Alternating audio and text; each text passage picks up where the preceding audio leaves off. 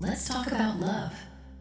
Not the love that arrives fully formed, wrapped in certainty, but the smaller, stranger moment that comes before it.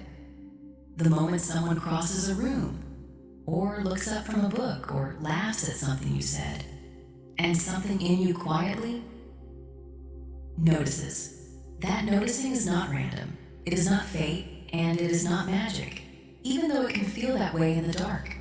It is your nervous system doing what it has always done, scanning, comparing, deciding faster than thought.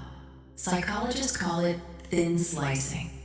Within the first few seconds of meeting someone, sometimes less than that, your brain has already gathered an impression, not a full picture, a slice, a fragment of tone, posture, rhythm of speech, the way they hold their hands.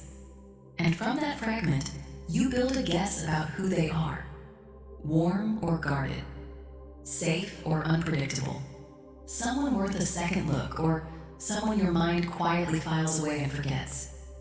What's strange is how often that fast, almost careless first impression turns out to be right. Not always, but often enough that researchers still can't fully explain why a few seconds of exposure can predict, with real accuracy, how someone will judge a person's warmth or competence months later. Something ancient in us is still doing the work, reading faces the way our ancestors once had to, quickly, because hesitation used to be dangerous. And so before you've said a word to someone, before you know their name, part of you has already begun deciding. There is a particular kind of pull that happens with proximity, with simply being near someone, again and again, without trying to be. Researchers call it the mere exposure effect, and it is almost embarrassingly simple. The more we see something or someone, the more we tend to like it. Not because familiarity is exciting, because it is the opposite. It is safe, predictable. The nervous system, given the choice between an unknown quantity and a known one, tends to lean gently toward the known. This is why the person who sits 2 seats away in every class, who happens to be at the coffee shop on the same mornings, who keeps showing up in your peripheral vision without ever meaning to, that person often becomes someone you feel drawn to, almost without noticing the pull building. It isn't about grand gestures, it's about repetition, about the mind quietly deciding somewhere below conscious thought that this face, this voice, this presence is no longer unfamiliar. And what is no longer unfamiliar starts to feel, strangely, like home. Alongside proximity, there is a mirror effect that happens between two people who are drawn to each other. Something so automatic that most people never catch themselves doing it. Watch two people deep in conversation, leaning in, genuinely enjoying each other, and you will often see their bodies begin to match. One leans forward, and a few seconds later, so does the other. One laughs and tilts their head, and the other's head tilts too. One picks up their glass, and shortly after, so does the other. This is called mirroring, and it is not performance. It is not something people do on purpose. It happens beneath awareness, driven by something in us that wants connection so quietly and so completely that our bodies start speaking the same language before our minds have caught up. And the more mirroring happens between two people, the more rapport tends to build. A kind of unconscious agreement that says, without words, I am with you. I am matching your rhythm because some part of me already trusts you. There is also a well-known experiment, one that has been repeated many times in different forms, that reveals something almost unsettling about how attraction actually works in the body. Researchers had people cross a high, unstable, swaying bridge, the kind that makes your heart pound simply from the fear of falling. And afterward, they were introduced to another person. Compare that to people who crossed a low, sturdy, unremarkable bridge and then met the same person. The people who crossed the frightening bridge were significantly more likely to feel attracted to the person they met afterward. Their hearts were already racing. Their bodies were already flooded with adrenaline. And in that fog of physiological arousal, their minds made a quiet, understandable mistake. They misattributed the racing heart, the shortness of breath, the heightened alertness to the person standing in front of them, rather than to the bridge they had just survived. This is called the misattribution of arousal, and it explains something many people have felt without ever having language for it. Why attraction can spark so intensely during moments of excitement, tension, or even fear. A roller coaster, a late-night conversation during a storm, a near miss on the highway, followed by a look exchanged between two strangers. The body doesn't always know why it's racing. It simply looks for the nearest explanation, and often, the nearest explanation is the person standing beside you. There is chemistry involved too, in the most literal sense. Signals so subtle most people never consciously register them, and yet the body reads them anyway. Studies on scent have found that people are often drawn to the natural scent of partners whose immune systems differ from their own. A preference that seems to trace back to something deeply practical, a biological pull toward genetic diversity, toward offspring with broader immune resilience, encoded so far beneath conscious thought that it simply shows up as I like the way they smell, without any further explanation offered. Even the pitch of a voice carries weight the mind wasn't asked to notice. A voice that drops slightly lower, that carries a certain warmth or resonance, tends to be rated as more attractive across many studies. Not because of any conscious calculation, but because tone itself seems to signal something about calm, about confidence, about safety. And then there is the pupil. Small, involuntary, and strangely honest. When we look at someone we find compelling, our pupils tend to dilate just slightly, without our permission. It is one of the few physical signs of attraction the conscious mind cannot fake and cannot fully suppress. Long before microexpressions and body language became topics of casual conversation, researchers found that people rated photographs with slightly dilated pupils as more attractive, sensing warmth and interest they couldn't quite explain, responding to a signal their conscious mind never registered as a signal at all. There's also something to be said for the strange comfort of similarity. It would be easy to assume that opposites attract, that we are pulled toward whoever is most different from us, most novel, most unlike anything we already know. But decades of research tell a quieter, less romantic story. In truth, people tend to be drawn to those who resemble them, in values, in humor, in worldview, in the small daily rhythms of how they move through a day. Psychologists sometimes call this the similarity attraction effect, and it makes a kind of sense once you sit with it. Similarity is a shortcut to safety. If someone shares your sense of humor, your pace of speaking, your way of seeing the world, your nervous system doesn't have to work as hard to predict them. There is less guessing involved, less risk. And where there is less risk, there is often more room for warmth to grow. This doesn't mean sameness is required, only that some quiet common ground, some sense of I understand you and you understand me, tends to matter more than most people expect when they imagine what draws two people together.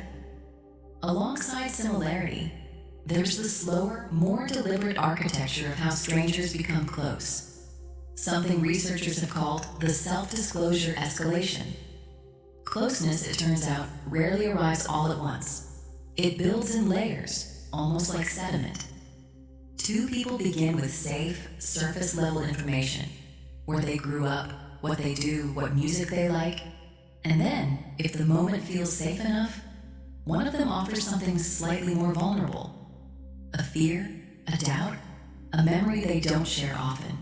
And if that vulnerability is met with care rather than judgment, the other person often responds in kind, offering something slightly more exposed of their own. Back and forth, layer by layer, two people move from small talk towards something that feels almost without either of them noticing the shift, like intimacy. Researchers have found that this reciprocal exchange of increasingly personal information, done gradually, done with care, can create a sense of closeness remarkably quickly, sometimes faster than people expect from two near strangers. It is one of the reasons certain conversations, the ones that happen late at night or during long drives or in the hush after everyone else has gone to sleep, can feel like they compress months of ordinary friendship into a single evening. There is a reason, too, why humor so often threads its way through early attraction. It isn't only that laughter feels good, though of course it does. It's that humor is, in its own quiet way, a kind of test, a signal of intelligence, of quick thinking, of emotional safety. Making someone laugh requires a certain awareness of their mind, their references, their rhythm. And being able to laugh easily with someone without performance, without strain, often signals something deeper. A sense that you can be at ease with this person, that the space between you doesn't require constant vigilance. Studies on humor and attraction have found something particularly interesting, that it is not only the ability to make someone laugh that matters, but the ability to genuinely laugh at what someone else says. Feeling funny to another person and finding another person funny both seem to independently deepen the sense of connection, as though laughter itself becomes a kind of shared language, one that says, without needing to say it directly, I feel safe enough here to be unguarded. Physical appearance too plays its part, though perhaps not in the simple way people often assume. There is a well-documented pattern in psychology called the halo effect, in which people who are perceived as physically attractive are also, often unconsciously, assumed to possess other positive traits: kindness, intelligence, competence, even honesty, traits that have nothing biologically to do with appearance at all. It is not a fair pattern, and researchers are quick to note its distortions. But it reveals something true about how the mind works. Attraction rarely stays contained to the surface. Once the eye is drawn in, the mind tends to fill in a fuller story, assuming warmth where it hasn't yet been proven, assuming depth before a single real conversation has taken place. This is why first impressions carry such disproportionate weight, and why so many people describe the unsettling experience of being wildly attracted to someone before knowing anything real about who they are underneath. The halo effect is doing quiet, persuasive work in the background, painting a fuller portrait than the evidence yet supports. There's an evolutionary thread running beneath much of this too, one that researchers have traced across cultures and generations with remarkable consistency. Attraction, in its earliest biological sense, was never only about who felt exciting in the moment. It was entangled, whether people liked the idea or not, with survival and continuation. Certain preferences mapped for facial symmetry, for clear skin, for vocal resonance, for signs of health and vitality appear again and again across different societies, suggesting they are not simply cultural trends, but something closer to inherited instinct, refined slowly over an almost unimaginable stretch of time. And yet, alongside these old evolutionary undercurrents, something distinctly modern and psychological is also at work, the way scarcity shapes desire. There's a well-known, sometimes uncomfortable finding in psychology, often summarized as the principle of scarcity. People tend to want more of what feels limited, uncertain, or difficult to fully obtain. This is part of why inconsistent attention, someone who is warm one day and distant the next, can create a stronger emotional pull than steady, predictable affection. Even though steady affection is, in almost every measurable way, healthier and more sustainable. The nervous system, it turns out, is not always a reliable narrator of what is good for it. Sometimes it simply chases the uncertainty, mistaking the anxious flutter of not knowing for the deeper flutter of genuine connection. Understanding this distinction between the ache of uncertainty and the warmth of real safety is itself a quiet form of self-knowledge, one that becomes more important the longer we spend loving other people. Even the number of times two people cross paths seems to matter more than most people realize. Beyond simple mere exposure, researchers have studied what happens when encounters are not just repeated, but repeated in a way that reduces uncertainty over time. Each encounter offering a little more information, a little more predictability, a little more sense of who this person actually is beneath their first impression. This gradual reduction of the unknown appears to be deeply tied to comfort. And comfort, more often than people expect, is the quiet soil that real affection grows from. There is one more layer worth sitting with: the way timing itself shapes who we fall for, quietly, without our permission. Researchers who study relationship formation have noted something they sometimes call readiness, a kind of internal openness that has less to do with the other person and more to do with where we happen to be in our own life when we meet them. The same person, met at two different points in a life, can land completely differently. Met during a season of loneliness, of transition, of quietly wanting to be known, someone can feel like exactly what was missing. Met during a season of contentment, of fullness, that same person might simply pass by. Noticed, but not needed. This is part of why so many people describe falling for someone at what felt like exactly the right moment, as though the universe had arranged it, when what may have actually happened is something far more human. Their own nervous system was simply open in a way it hadn't been before, primed by whatever they'd been moving through, ready to let someone in. There is also a quieter kind of attraction that doesn't announce itself the way sudden chemistry does, the slow building kind, sometimes called the friendship to love pathway. Not every deep bond begins with an instant spark. Some begin as something closer to comfort, to ease, to simply enjoying someone's company without urgency. And then gradually, almost without either person naming the shift, something changes. A conversation lingers a little longer than it used to. A silence between two people stops feeling like nothing and starts feeling like something. Researchers who study this slower path have found it tends to produce bonds that, over time, carry a particular kind of steadiness, built not on the adrenaline of uncertainty, but on the accumulated evidence of 100 small, ordinary moments spent choosing to stay. Neither path is more real than the other. The sudden spark and the slow-built ease are simply different doors into the same room. What matters more, most researchers agree, is not how the door was opened, but what happens after. Whether what's found on the other side is actually safety, actually understanding, actually two people willing to keep choosing each other once the initial charge of newness inevitably softens into something quieter. Because that softening always comes. The nervous system cannot sustain the electricity of first noticing forever. The racing heart, the heightened awareness, the almost unbearable attentiveness to every word and glance. That intensity is by its nature temporary. What replaces it, if the connection is real, is something less dramatic and, in its own way, more remarkable. A kind of settled knowing. A body that has learned another body's rhythms. A mind that has learned to predict another mind's reactions, not out of boredom, but out of intimacy so practiced it has become almost effortless. What all of this reveals gently is that attraction is rarely one clean, single thing. It's not simply appearance, and it's not simply personality, and it's not simply timing. It is dozens of small, quiet signals arriving all at once. Proximity, rhythm, scent, tone, tension, safety. Stacking together beneath conscious awareness until something in you simply says, without being able to fully explain why, I want to know this person. And so maybe that's the first, gentlest truth about love.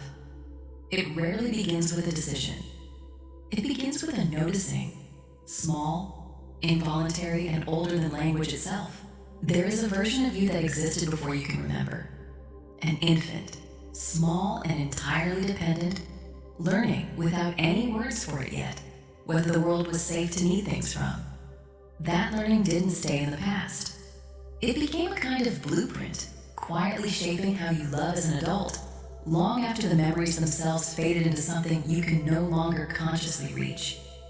Psychologists call this attachment theory, and it began decades ago with a simple but profound observation that the way a caregiver responds to a child's needs again and again over thousands of small moments teaches that child something enduring about closeness itself. Whether reaching out will be met, whether needing someone is safe, or whether it invites disappointment, whether love is something steady or something that has to be earned, chased, or protected against. From this early research grew a way of understanding adult relationships that many people find strangely, sometimes uncomfortably accurate. The idea that most of us carry one of a few broad attachment patterns into our adult romantic lives. Patterns that quietly influence who we're drawn to, how we handle conflict, and what intimacy itself feels like in the body. The first of these patterns is often called secure attachment. People with this pattern tend to have grown up with caregivers who were consistently responsive, not perfect, but reliable enough that the child learned early and repeatedly that needs would generally be met. As adults, securely attached people tend to find closeness comfortable rather than threatening. They can depend on a partner without feeling consumed by it, and they can be depended upon without feeling suffocated. When conflict arises, they tend to address it directly, without catastrophizing and without disappearing. Their nervous systems, in a sense, were taught early that connection is safe, and so as adults, connection largely continues to feel that way. This does not mean secure people never feel anxious or hurt in relationships. It simply means their baseline expectation is one of safety rather than threat, and so they tend to recover from relational stress more quickly, without the lingering dread that something is fundamentally wrong.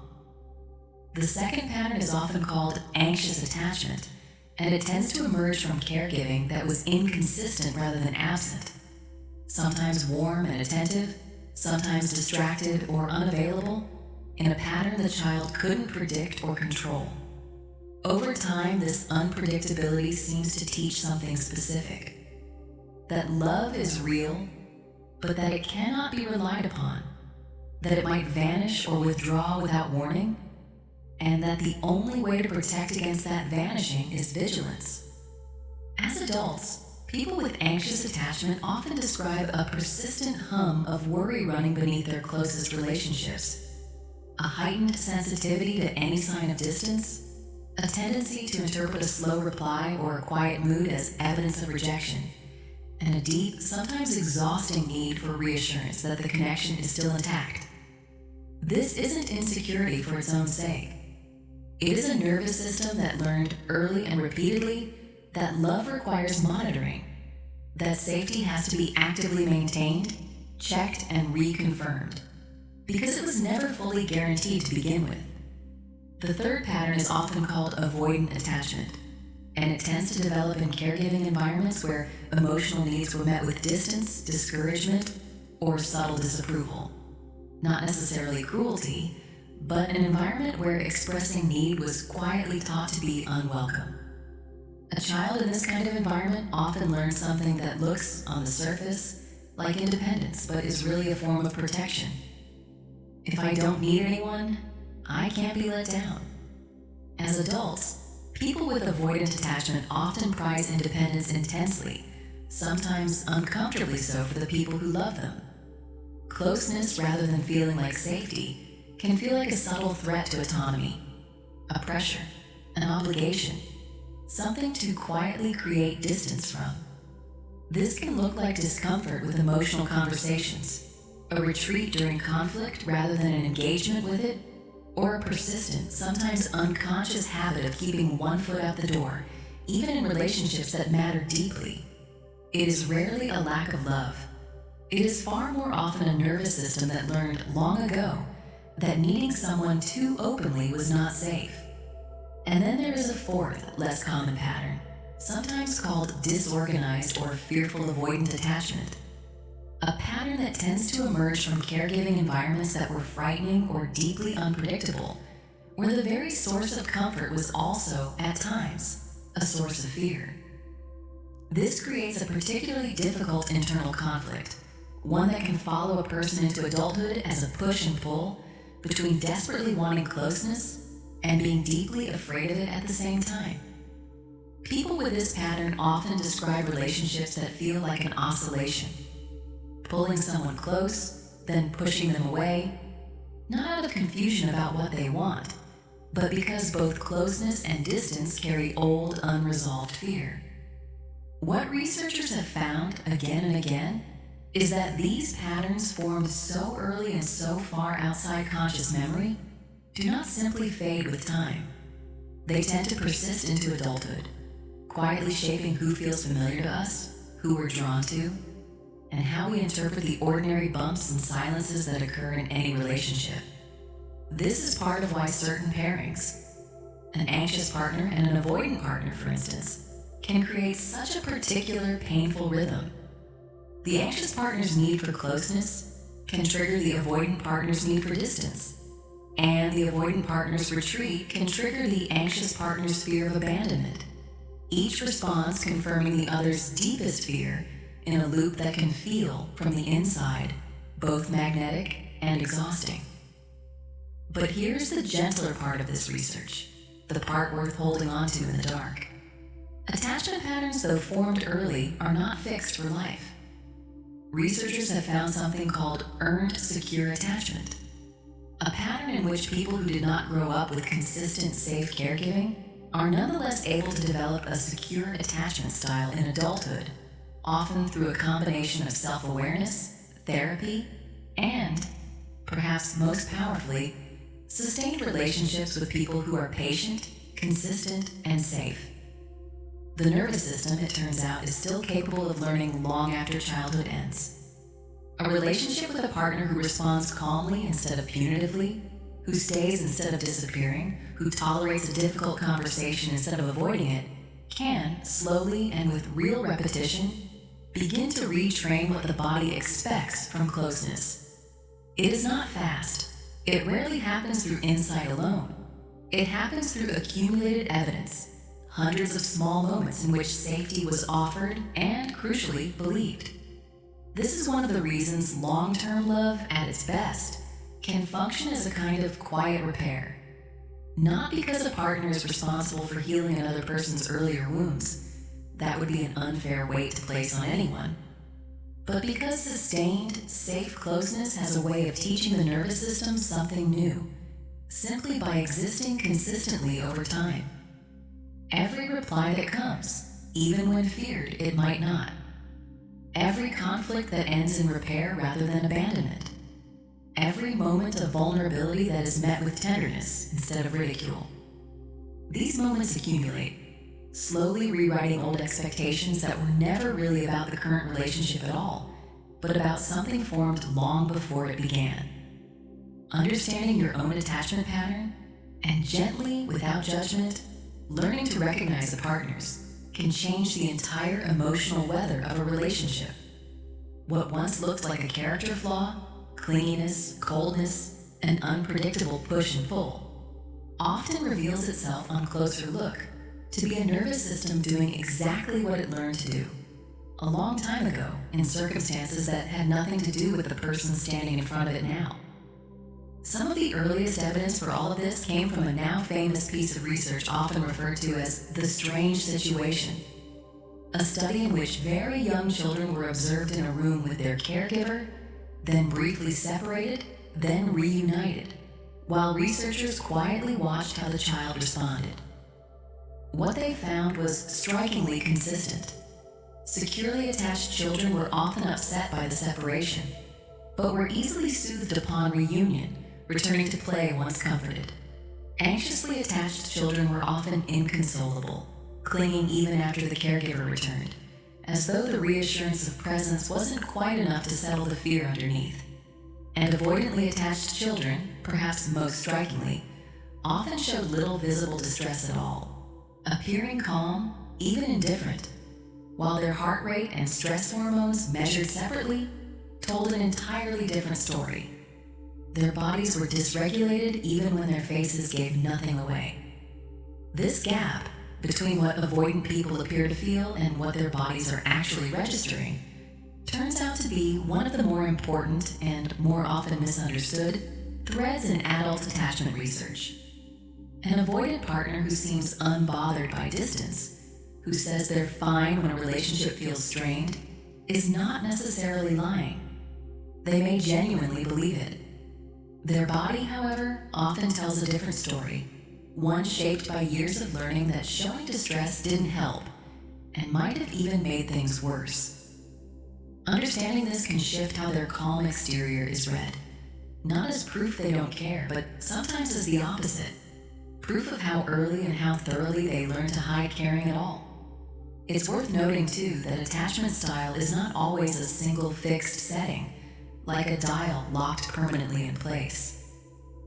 Many researchers now describe attachment more as a spectrum, and even as something that can shift somewhat depending on the relationship itself.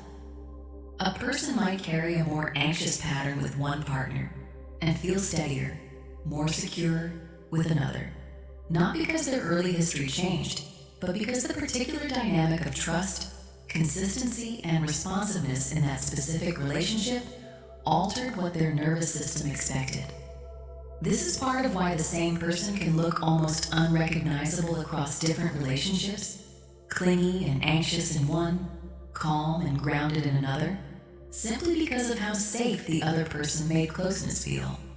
There is also something worth understanding about how these patterns show up outside of obvious conflict, in the smaller, quieter textures of daily life. Anxious attachment often shows up not as dramatic confrontation, but as a persistent internal narration.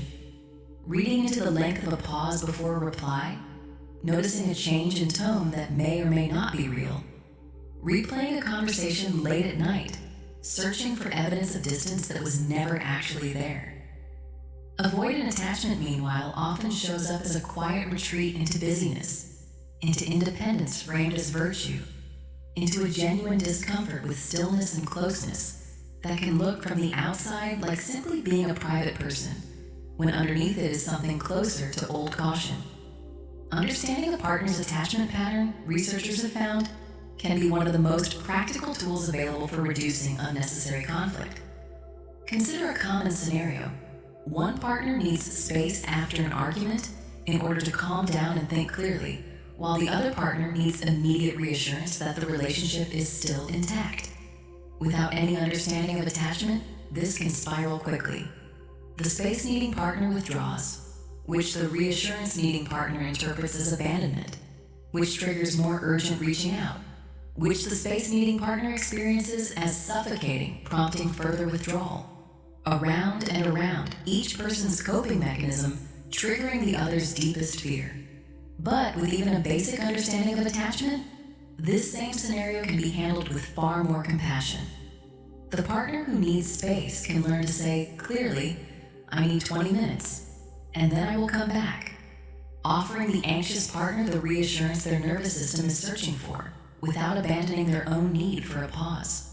And the partner who needs reassurance can learn to recognize that a request for space is not evidence of disappearing love, but simply a different nervous system's way of self-regulating before it re-engages.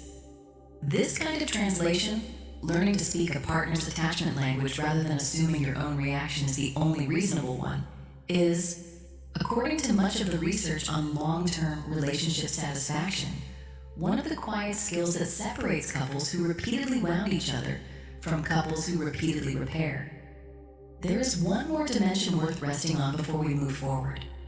The way attachment patterns tend to surface most clearly not in the easy early days of a relationship, but later, once real closeness has been established, and something finally feels like it matters. This is one of the more counterintuitive findings in the research.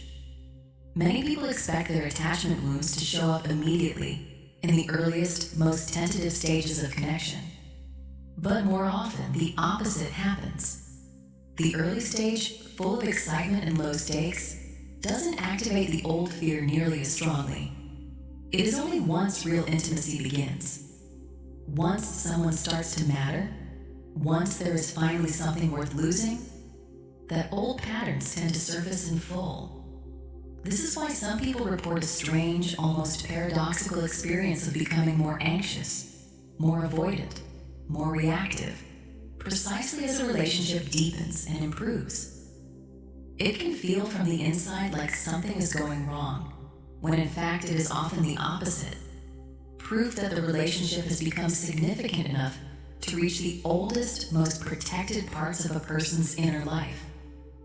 The nervous system, sensing real vulnerability for the first time in a long while, reaches instinctively for its oldest strategies, whether that strategy is anxious vigilance or protective withdrawal.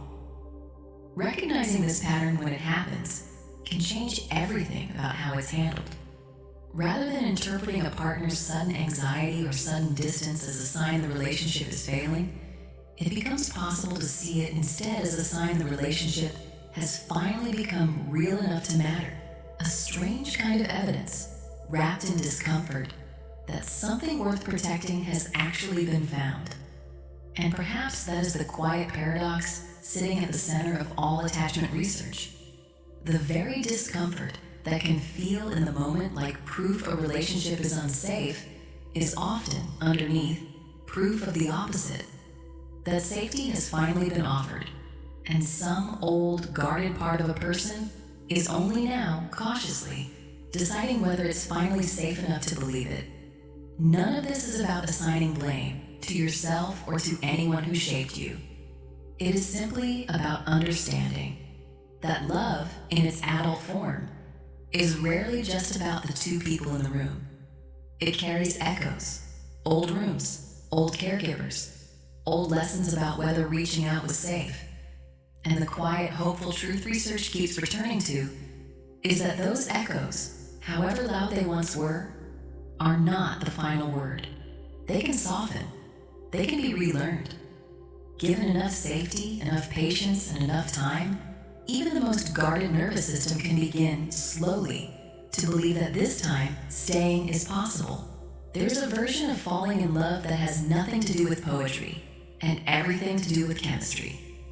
A quiet storm of neurotransmitters and hormones moving through the brain and body in patterns so distinct that researchers scanning the brains of people newly in love can often recognize the state almost immediately, simply by looking at which regions light up. It turns out that falling in love, at least in its earliest, most intense phase, looks remarkably similar in the brain to certain kinds of addiction. Not in a dismissive sense, not as something to be embarrassed about, but as a genuinely accurate biological description. When researchers have shown newly in love participants a photograph of the person they love, brain regions associated with reward and motivation, particularly an area called the ventral tegmental area, become highly active, flooding the brain with dopamine, the same neurotransmitter involved in the pleasure of food, of achievement, of substances people can become dependent on. This is part of why early romantic love can feel so consuming, so difficult to think past. Dopamine doesn't simply create pleasure, it creates wanting. It is the neurochemical signature of motivation, of craving, of the mind circling back again and again to a single specific source of reward. This is why, in the early stages of falling for someone, it can feel almost impossible to concentrate on anything else. Why a text message can hijack an entire afternoon. Why the anticipation of seeing someone again can feel more intense than almost anything else happening in a person's life at that time. Alongside dopamine, another chemical rises during this period. Norepinephrine, closely related to adrenaline, responsible for that unmistakable racing heart, that slight breathlessness, that heightened alertness that seems to sharpen every detail of a moment spent with someone new. This is part of why early love so often comes with a kind of vivid, almost hyper-real memory quality. Why people can recall, years later, the exact words someone said on an early date, the exact shirt they were wearing, the exact quality of light in the room. Norepinephrine doesn't just excite the body. It appears to intensify memory formation, etching these early moments more deeply than ordinary experience. There is also, running quietly beneath all of this excitement, a curious and somewhat startling finding about serotonin, the neurotransmitter most associated with mood stability and calm. In several studies, people in the early stages of romantic love showed serotonin levels that had dropped to resemble those found in people with obsessive-compulsive patterns of thinking. This may explain something almost everyone who has fallen in love recognizes but rarely has language for: the intrusive, repetitive quality of new love. The way a person's face or voice or last text message can loop through the mind uninvited again and again, refusing to be pushed aside by ordinary thoughts. It is not weakness, and it is not something wrong with a person's discipline. It is, at least in part, simply serotonin behaving differently than it does in calmer, more settled states of mind. As a relationship moves beyond these early weeks and months, something begins to shift beneath the surface. A slower, quieter chemical story that researchers associate less with craving and more with attachment itself. Two hormones in particular take on greater importance here: oxytocin and vasopressin. Oxytocin is sometimes called the bonding hormone, though that phrase somewhat undersells its complexity. It is released during physical touch, during a hug, a handheld, skin against skin, and especially during moments of vulnerability, like extended eye contact or the shared intensity of sexual intimacy. What oxytocin appears to do at a biological level is deepen feelings of trust and attachment between two people, quietly strengthening the emotional glue that holds a bond together, even as the intense dopamine-driven craving of early love naturally begins to settle.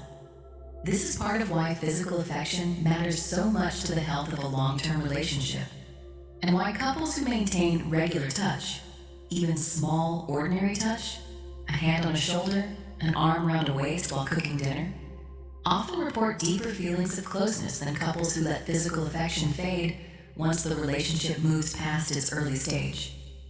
The touch itself is doing quiet biochemical work, keeping the bonding system active long after the initial infatuation phase has cooled. Vasopressin plays a related, though somewhat different role, particularly implicated in long-term pair bonding, and, interestingly, in protective and sometimes territorial feelings toward a partner. Much of what researchers understand about vasopressin's role in bonding actually comes from studies of prairie voles, one of the few mammal species that forms lifelong monogamous pairs. Researchers found that blocking vasopressin in male prairie voles disrupted their ability to form these lasting bonds, while increasing vasopressin activity strengthened it, offering a rare, striking window into just how much of what we experience as devotion and commitment may be shaped by specific, identifiable chemistry happening quietly in the brain. None of this diminishes love, or reduces it to something mechanical or lesser for having a biological explanation.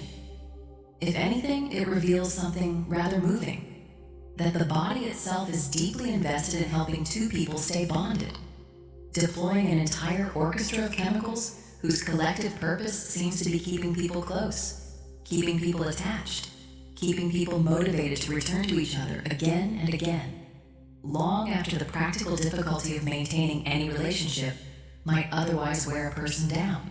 There is also something worth understanding about what happens as the initial intensity of new love inevitably fades, because it does fade in nearly every relationship, and this can be a source of real anxiety for people who mistake the settling of dopamine-driven craving for the ending of love itself. Researchers who study long-term couples have found that this transition from the intoxicating chemistry of new love to the steadier chemistry of attachment is not a sign of love dying. It is closer to a scheduled biological handoff, moving from a system built for urgency and pursuit to a system built for endurance and care. The dopamine-fueled craving of early love was never designed to last. Biologically, it would be almost impossible to sustain that level of neurochemical intensity indefinitely. The body simply isn't built for a permanent state of infatuation. What replaces it in relationships that continue to thrive is something quieter but in many ways more remarkable: an oxytocin and vasopressin-driven system of steady attachment, one that produces less obsessive craving and more genuine comfort, less breathless excitement, and more the specific, irreplaceable calm of being near someone who has become, over time, a source of safety rather than urgency. Couples who understand this distinction, who know that the fading of early intensity is not evidence that something is wrong, but evidence that the relationship has simply moved into its next biological phase, tend to weather this transition with far less anxiety than couples who interpret settling as loss. The chemistry hasn't disappeared. It has simply changed form, trading the fire of pursuit for the steadier, slower burning warmth of genuine attachment. There is one final piece of this chemical story worth resting on, something researchers have found again and again when studying long married couples who report still feeling deeply in love decades into a relationship. In these couples, brain scans reveal something unexpected.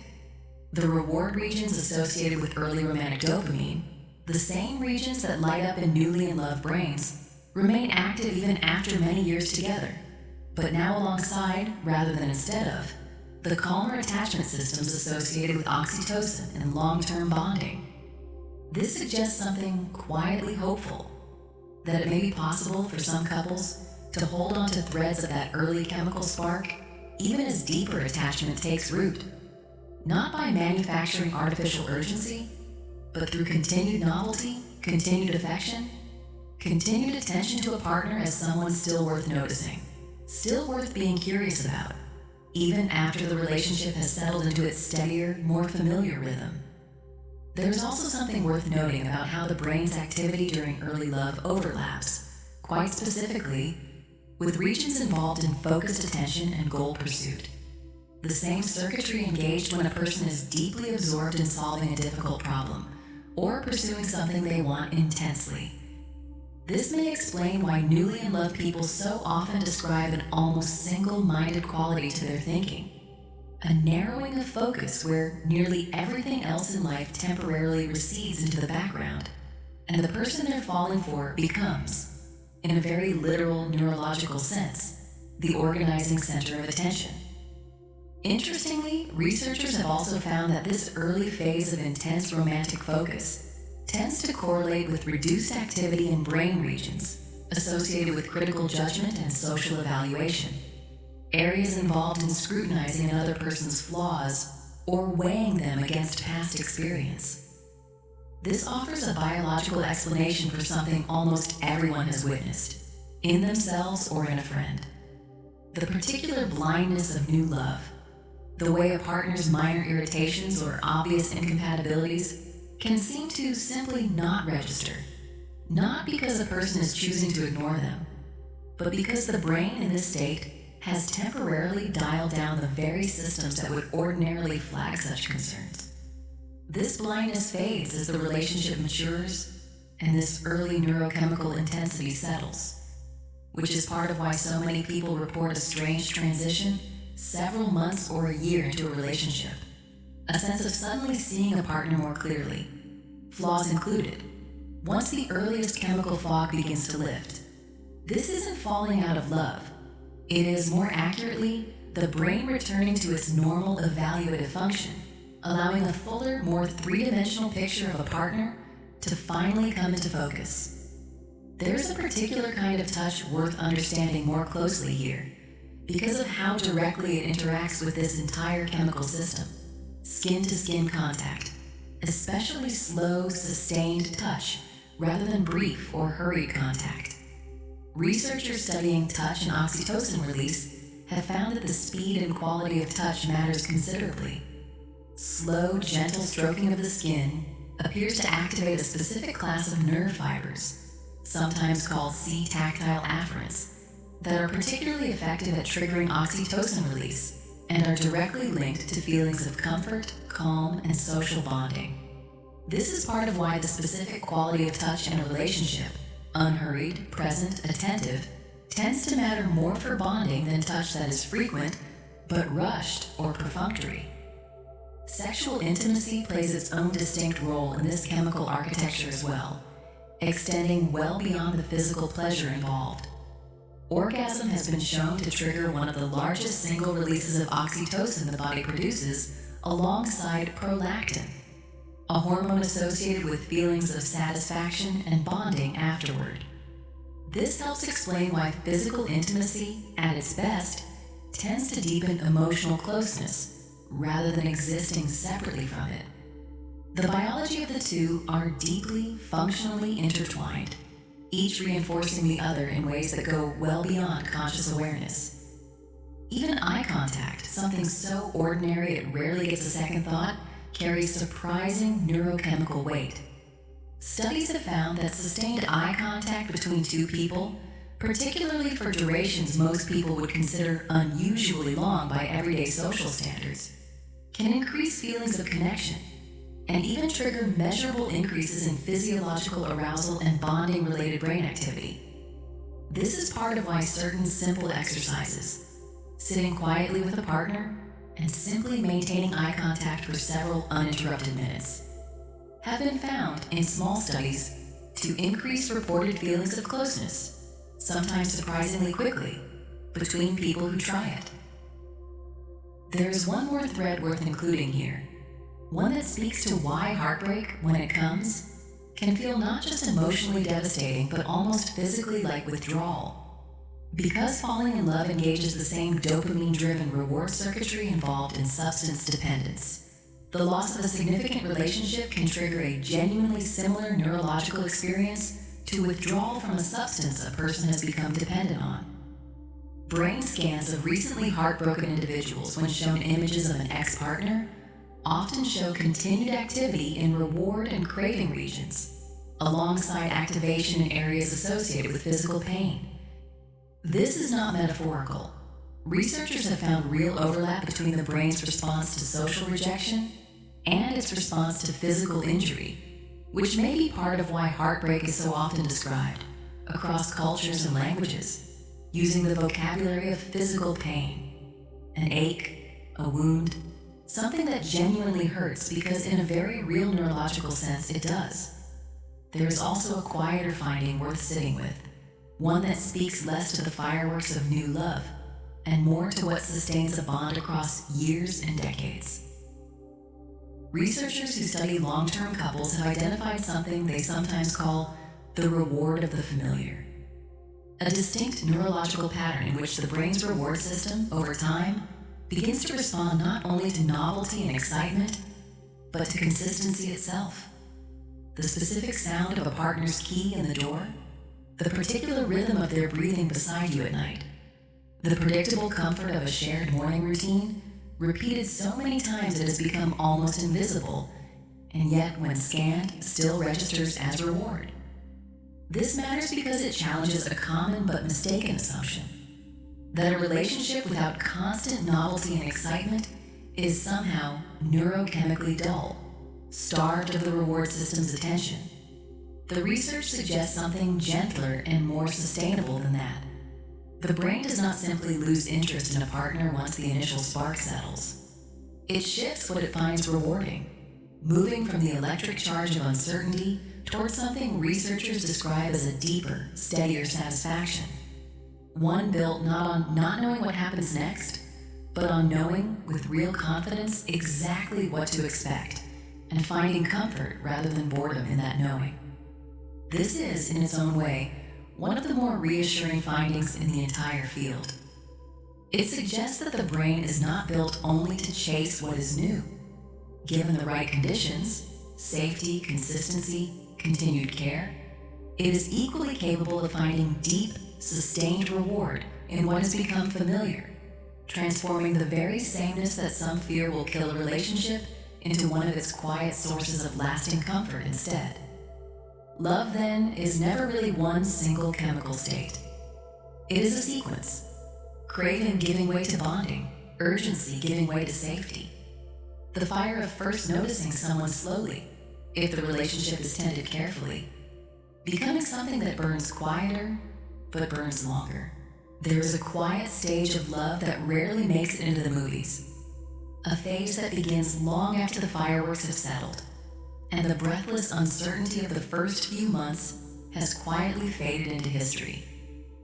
It is the landscape of long-term love, a territory built not on the adrenaline of chase, but on the profound, steady chemistry of comfort, habituation, and deeply practiced intimacy. To a culture obsessed with the sudden spark, this settling of intensity can sometimes feel alarming, It is easy to mistake the ending of urgency for the ending of love itself. But in the quiet spaces of psychological science, we find a very different, far more beautiful truth. That the transition from passionate excitement to companionate safety is not a loss.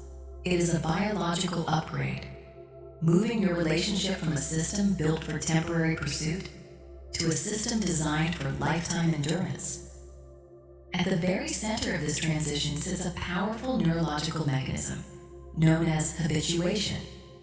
In psychology, habituation is the brain's natural tendency to stop responding to a stimulus that is constant, predictable, and safe. Think of how you notice the ticking of a clock when you first enter a quiet room, but after a few minutes, your mind quietly filters it out. Or how your skin registers the weight of a heavy wool blanket when you first pull it over your shoulders, only for the sensation to dissolve into background comfort moments later. This isn't because your senses have failed. It is because your brain is incredibly efficient. It is designed to prioritize what is new, unpredictable, or threatening, while quietly backgrounding what is stable, safe, and reliable.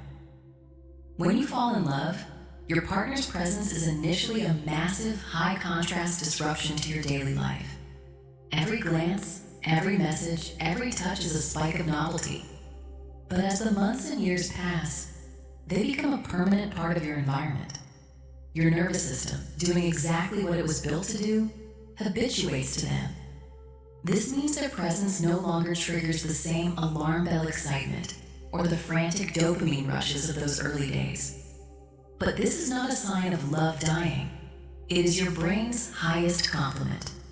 It is the physiological declaration that this person is now fully recognized by your nervous system as safe. They are no longer a high-stakes variable to be analyzed. They have become your baseline, your quiet harbor. In developmental psychology, this shift aligns beautifully with what researchers call Robert Sternberg's triangular theory of love. Sternberg mapped love across 3 distinct dimensions: passion, intimacy, and commitment. Passion is the fire, the high-energy, dopamine-driven physical attraction that launches a bond. Intimacy is the warmth, the deep emotional understanding, vulnerability, and mutual disclosure built over time. And commitment is the decision, the cognitive choice to stay, to build, and to protect the connection. While early love is dominated by passion, long-term love is anchored in what Sternberg calls companionate love, a profound combination of intimacy and commitment. Companionate love does not mean the absence of passion.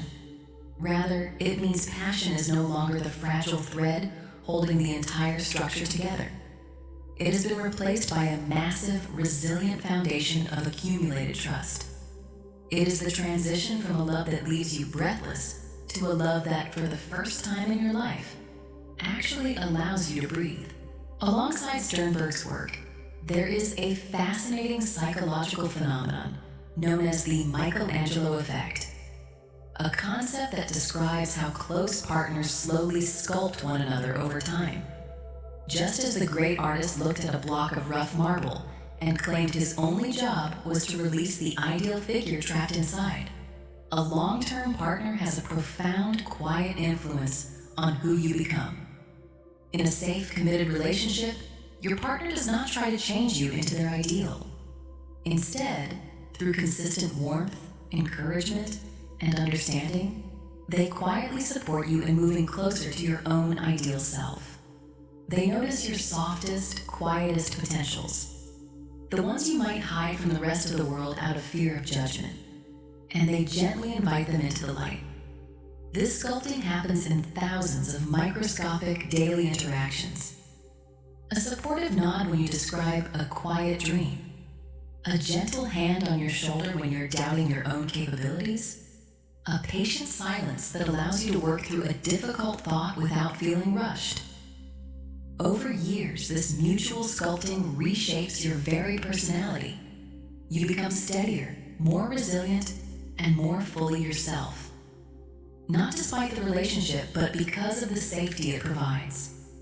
It is the quiet realization that long-term love is not a restriction of growth, but the very soil that makes growth possible. One of the most extraordinary discoveries in modern neuropsychology reveals what happens when two people inhabit this companionate, mutually sculpted space for years. They begin to experience neural synchrony. When researchers scan the brains of long-term couples while they are engaged in conversation or simply sitting together in silence, they observe a striking phenomenon. Their brainwave patterns, heart rates, and even respiratory rhythms begin to mirror and align with one another. They are no longer operating as two entirely separate biological islands. Through thousands of shared meals, shared silences, and shared worries, their nervous systems have quietly calibrated to one another. This neural synchrony is the biological underlay of what we call co-regulation. When you are stressed, anxious, or overwhelmed, simply being near a safe, familiar partner can physically downregulate your nervous system.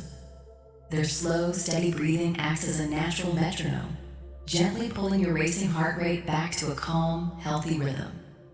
Their natural, familiar scent triggers a quiet release of oxytocin in your brain, lowering your cortisol levels and telling your amygdala that the threat has passed. This is why, after a long, exhausting day in a chaotic world, sitting next to your partner on a quiet couch can feel like a physical sigh of relief. You aren't just resting, your nervous systems are actively healing and restoring each other in the dark. This co-regulation doesn't stop when you fall asleep. In fact, some of the most profound biological synchrony occurs during sleep state synchrony, when long-term partners sleep beside each other night after night.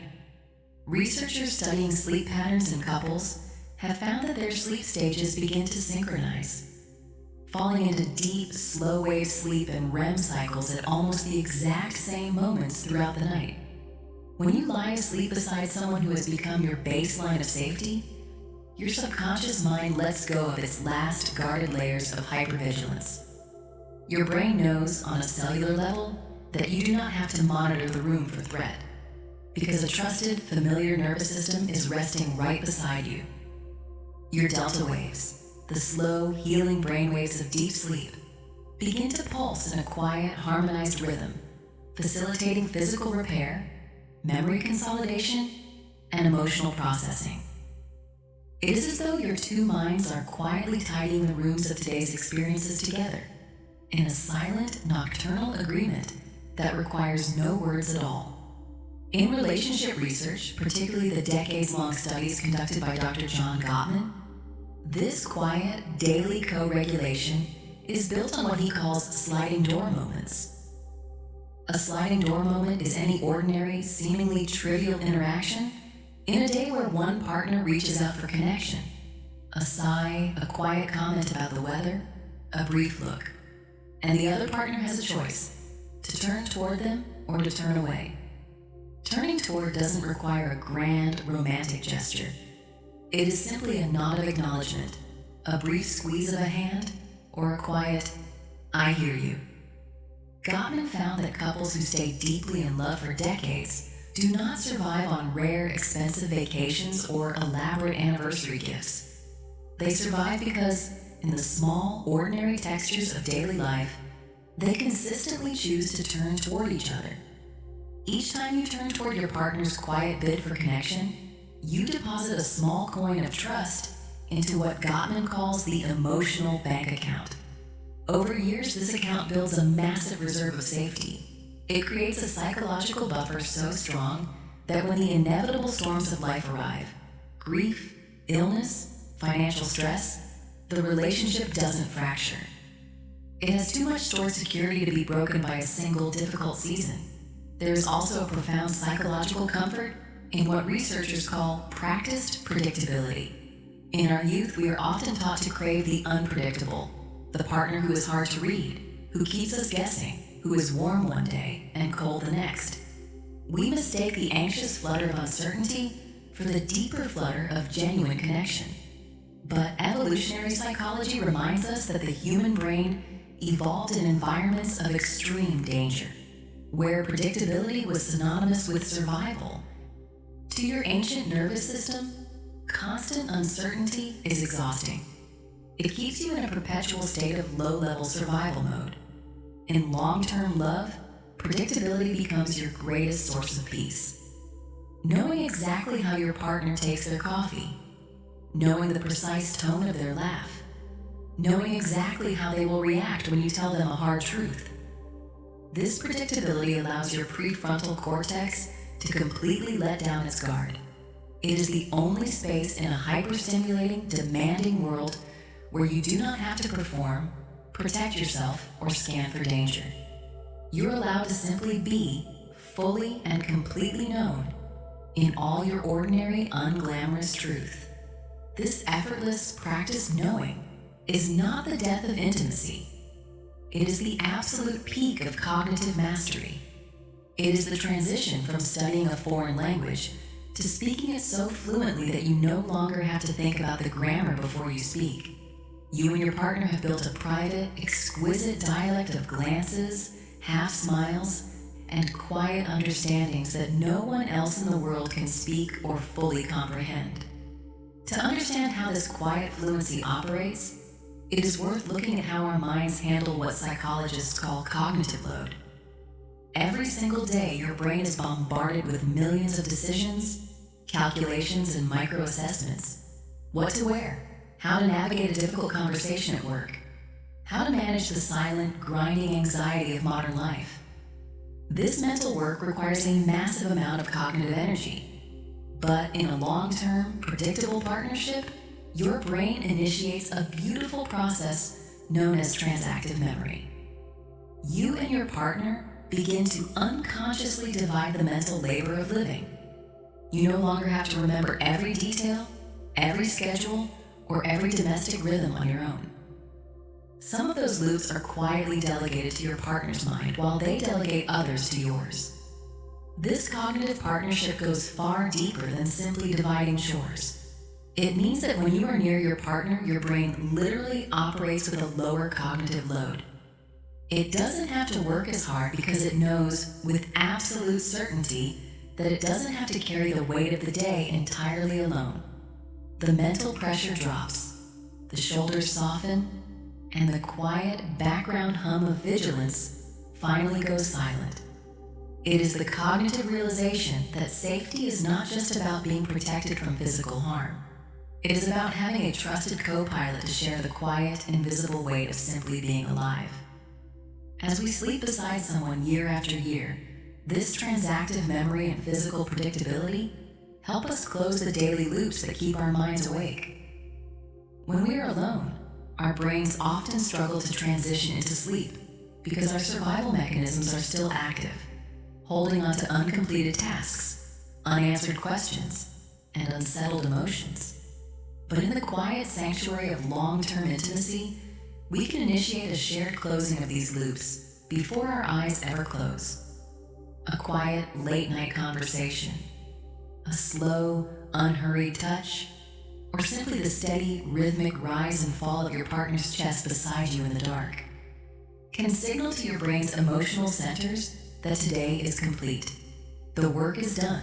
The arguments are closed. The worries can be safely shelved until tomorrow, because the baseline of your world is safe and intact.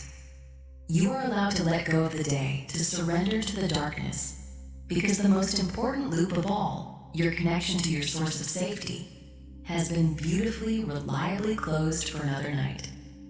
This is the deeper, more enduring magic of long-term love, the kind that never gets written into poetry because it is too quiet, too ordinary, and too beautifully unglamorous. It is the magic of the key turning in the lock at the end of a hard day, and knowing with absolute certainty that the person on the other side is for you. It is the comfort of a shared morning routine, repeated so many times it has become almost invisible, and yet, when scanned, still registers as a profound, healing reward. It is the understanding that the brain does not simply lose interest in a partner once the initial dopamine spark settles.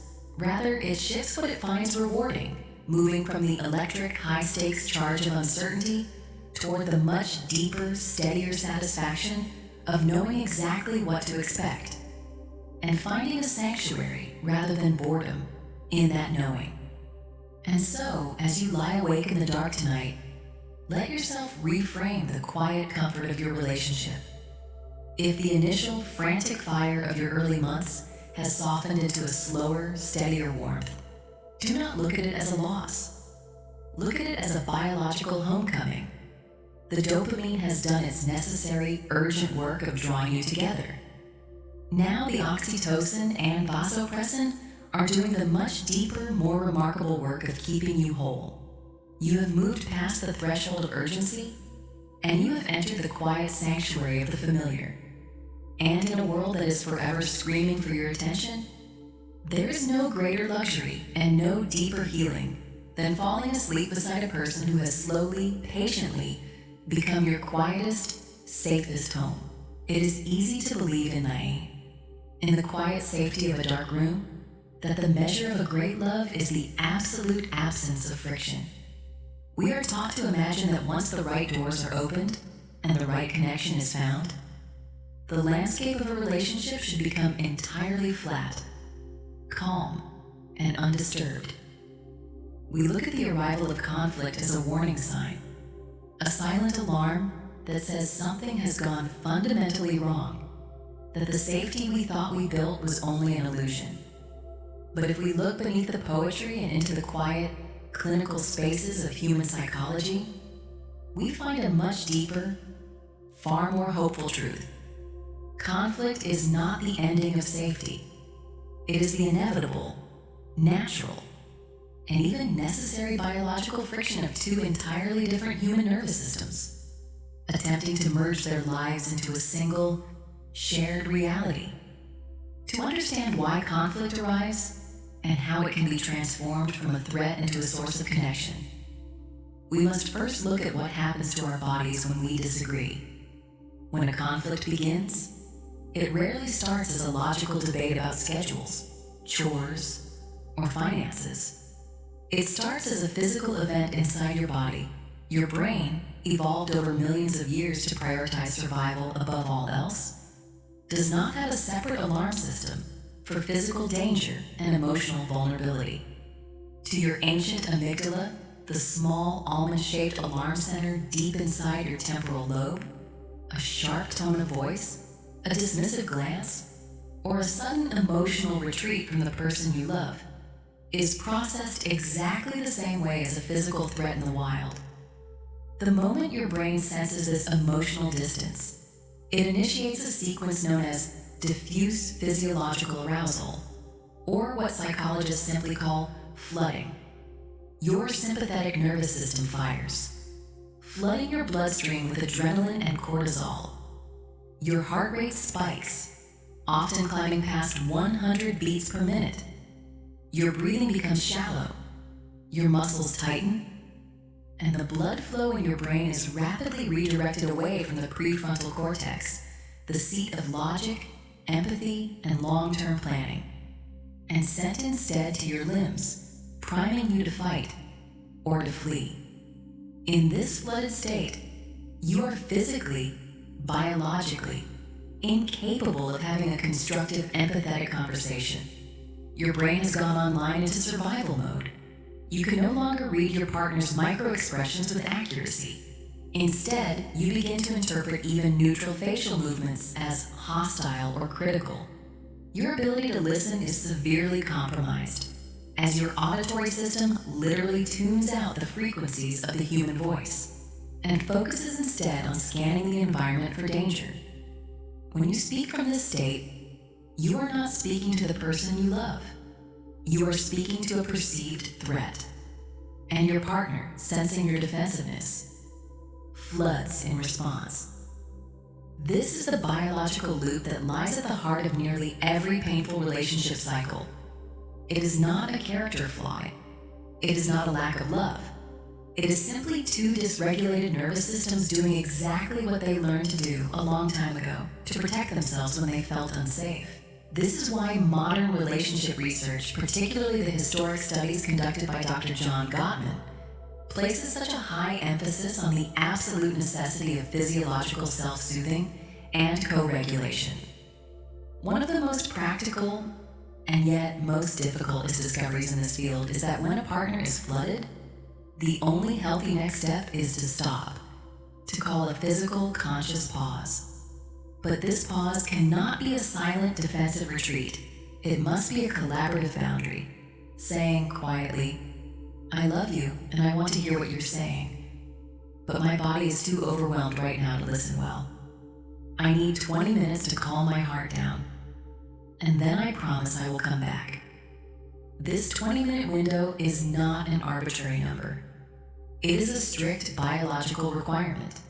It takes exactly 20 to 30 minutes of complete physical separation, without replaying the argument in your head, without drafting your next defense, but instead focusing on slow, deep breathing or a simple neutral distraction, for the adrenaline and cortisol to fully clear from your bloodstream, and for your prefrontal cortex to come back online. When you return to the conversation after this quiet interval, you are literally returning with a different brain. You are no longer in survival mode. The alarm has gone quiet, and your capacity for empathy, understanding, and real repair has been beautifully restored. To guide couples through these inevitable frictions, Gottman's research identified 4 specific, highly destructive behaviors that can signal a relationship is in danger, patterns he famously termed the 4 horsemen. The first of these is criticism. Criticism is different from a simple complaint. A complaint focuses on a specific, temporary action, saying, "I felt lonely when you didn't check in on your way home." Criticism, however, is an attack on your partner's very character, saying, "You never check in. You only think of yourself. You are so selfish." It turns a localized moment of discomfort into a permanent, global defect of the person you love, instantly triggering their defensive alarm systems. The second horseman is defensiveness, which is almost always a direct response to criticism. Defensiveness is a way of protecting ourselves. But in a relationship, it operates as a silent counterattack. It says, "The problem is not me, the problem is you." When we meet our partner's complaint with defensiveness, we are refusing to validate their experience. We are telling their nervous system that their feelings are not safe with us, which only increases their urgency to be heard, turning a simple friction into a grinding, repetitive struggle. The third horseman is stonewalling, which often arrives when a partner has become so chronically flooded that they simply cannot process any more emotional input. To protect themselves, they tune out, look away, and stop responding entirely. They become like a stone wall, silent and immovable. On the surface, stonewalling can look like calm indifference or coldness. But when researchers measure the physical biology of a stonewalling partner, they find their heart rate is soaring, their stress hormones are spiking, and their body is in a state of absolute physiological overwhelm. They are not indifferent. They are paralyzed by their own internal alarm. But of all the horsemen, the fourth is by far the most destructive, and that is contempt. Contempt is any behavior that comes from a position of moral superiority. Sarcasm, name-calling, rolling your eyes, or mocking the person you love. It is the active expression of disgust. In clinical psychology, contempt is not just a predictor of emotional distance. It is the single greatest predictor of relationship dissolution. More startlingly, researchers have found that the presence of contempt in a relationship physically suppresses the partner's immune system, making them measurably more susceptible to illnesses like colds and flu. When you express contempt, you are telling your partner's nervous system that they are fundamentally worthless in your eyes. You are attacking the very foundation of their safety, creating a deep, toxic wound that the body registers as a physical injury. But here is the gentler, more reassuring part of this clinical science, the part that allows us to find real comfort in the dark. The success of a long-term relationship is not determined by whether these horsemen occasionally ride into your living room. Every couple, even the happiest ones, will occasionally stumble into criticism, defensiveness, or stonewalling. What separates couples who thrive from couples who fracture is not the absence of mistakes. It is the speed and quality of their repair. In relationship psychology, a repair attempt is any statement, gesture, or touch, no matter how small, designed to de-escalate the tension, downregulate the nervous system, and bring the conversation back to safety. It can be a quiet, self-deprecating joke, a brief, vulnerable admission of fear, an apology for how you said something, or simply reaching out to touch your partner's hand in the middle of a difficult moment. When two people are deeply in tune, their bodies are constantly scanning for these quiet signals of repair. A successful repair is like a physical hand reaching out in the dark, pulling the other person back from the edge of the cliff. It doesn't mean the disagreement has disappeared. It means you have both agreed that the connection between you is far more important than winning the argument. It is the physiological declaration that says, I am still here. We are still on the same team, and I am not going to let this friction carry us away. To understand why repair is so vital to our emotional and physical health, we must look at a fascinating cognitive phenomenon known as the Zeigarnik effect. Evolved out of early studies in memory, the Zeigarnik effect describes the brain's tendency to remember uncompleted or interrupted tasks far more clearly than tasks that have been finished and resolved. Think of how your mind holds onto an unanswered email or an unfinished project, keeping those cognitive loops open and active, humming quietly in the background of your thoughts. In our emotional lives, this effect operates with devastating precision. When a conflict with your partner ends without repair, without a gentle closing of the loop, your brain files that argument away as an unfinished emotional task. The wound remains open, and your nervous system maintains a state of low-level background vigilance. Late at night, your mind will circle back to that silent friction, replaying the words, analyzing the tone, and searching for evidence of safety that was never provided. Over years, these unrepaired open loops accumulate, weighting down your relationship with a heavy, silent residue of old pain, and slowly eroding the very foundation of your trust. But when a conflict ends in genuine, vulnerable repair, the cognitive loop is beautifully, completely closed. Your brain registers the emotional task as finished. The alarm system goes quiet, the prefrontal cortex relaxes, and the memory of the argument is safely archived and forgotten. This is why couples who practice active, consistent repair do not carry the heavy weight of the past into their present. They can look back on old disagreements without feeling the sting of the original pain, because their bodies have fully, reliably experienced the safety of resolution. They have closed the loops, turned off the alarms, and returned to the quiet baseline of comfort. This closing of loops is the ultimate purpose of what psychologists call co-regulation, the slow, silent process of two nervous systems returning to peace together. When you and your partner have navigated a difficult moment and found your way back to repair, your bodies initiate a physical downregulation. Your heart rate drops, your breathing deepens, your muscle tension melts away, and your brain releases a soothing cascade of oxytocin and endorphins. This physical relief is not just pleasant, it is deeply therapeutic. Every single time your body experiences this transition, from the high-voltage alarm of conflict back to the slow-burning warmth of safe, co-regulated peace, your nervous system learns something new. It retrains its ancient expectations, building a massive, resilient pathway of earned security that slowly replaces the old defensive blueprints of your past. You begin to realize on a cellular level that vulnerability is not dangerous, that disagreement is not abandonment, and that love is steady enough and strong enough to hold both your differences and your closeness at the same time. In our daily lives, this bidirectional compassion is built on a quiet, radical shift in how we read our partner's behavior. When your partner is critical, defensive, or silent, it is incredibly easy to read their actions as a personal attack, or as a sign that they no longer care. But if we look at them through the gentle lens of attachment science, we see something entirely different. We see a nervous system that has become dysregulated, a body that has gone online into survival mode, doing exactly what it learned to do a long time ago, in circumstances that had nothing to do with you, to protect itself from the terrifying prospect of being let down or abandoned.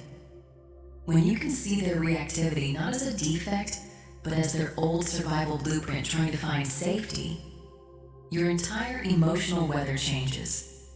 You are no longer defensive, you are compassionate. You no longer need to counterattack. You want to help them downregulate. You can step toward their quiet panic with a soft startup, a patient touch, or a quiet, I am right here, we are safe, and I am not going away. This is the ultimate quiet victory of long-term love. It is the decision to become a sanctuary for each other's old wounds, to act as a gentle, consistent, corrective experience, rewriting the ancient, painful memories of childhood with the daily accumulated evidence of patience, safety, and care.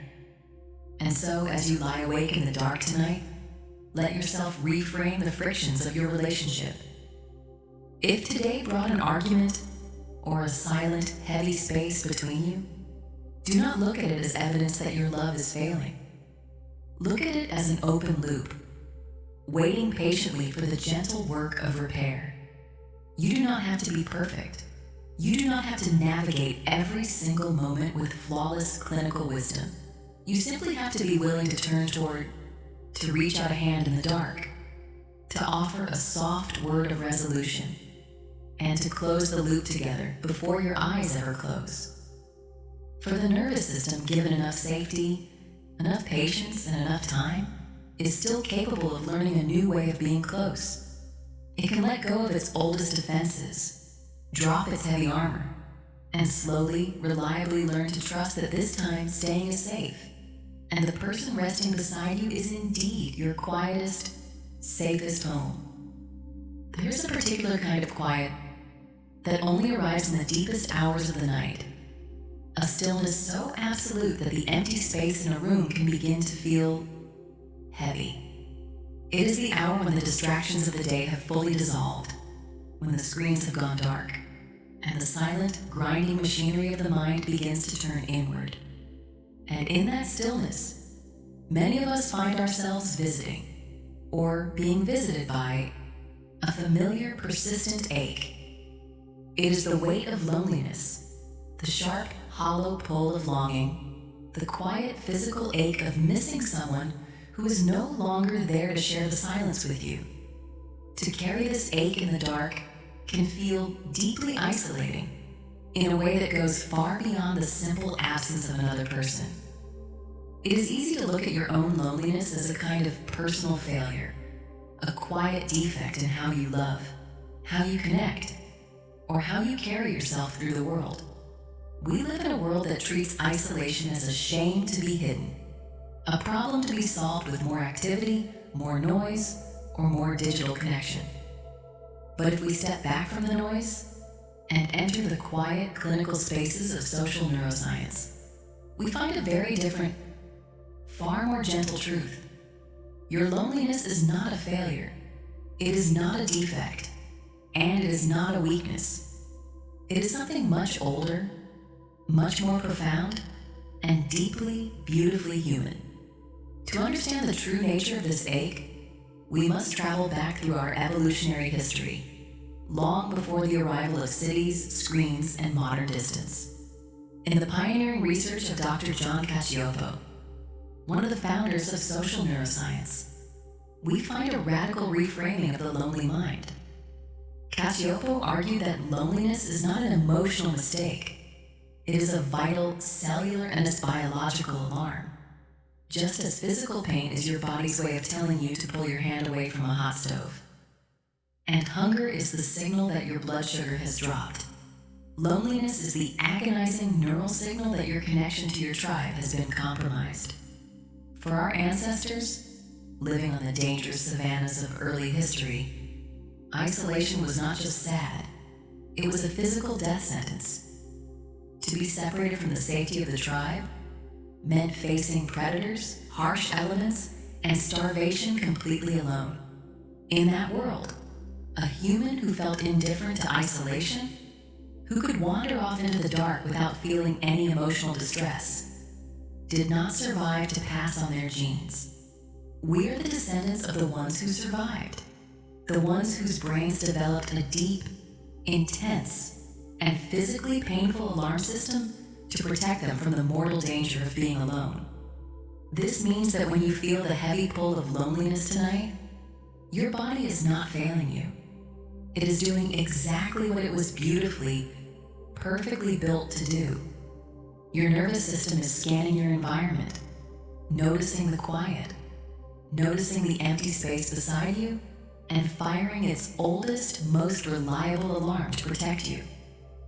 It is a biological shield, an ancient voice inside your cells that says, "You are vulnerable out here in the dark. Find your way back to safety." When you can see your loneliness not as a flaw, but as a protective, evolutionary instinct, you can begin to let go of the shame that so often doubles its weight.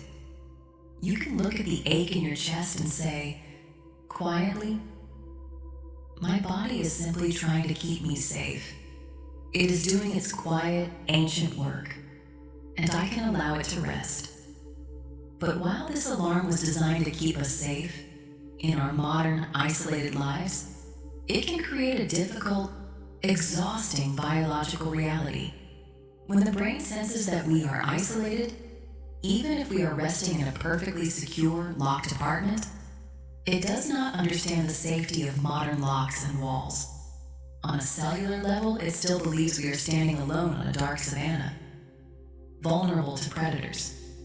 In response, the amygdala, the threat detection center of your brain, enters a state of continuous low-grade hypervigilance. It stays on guard, refusing to fully stand down.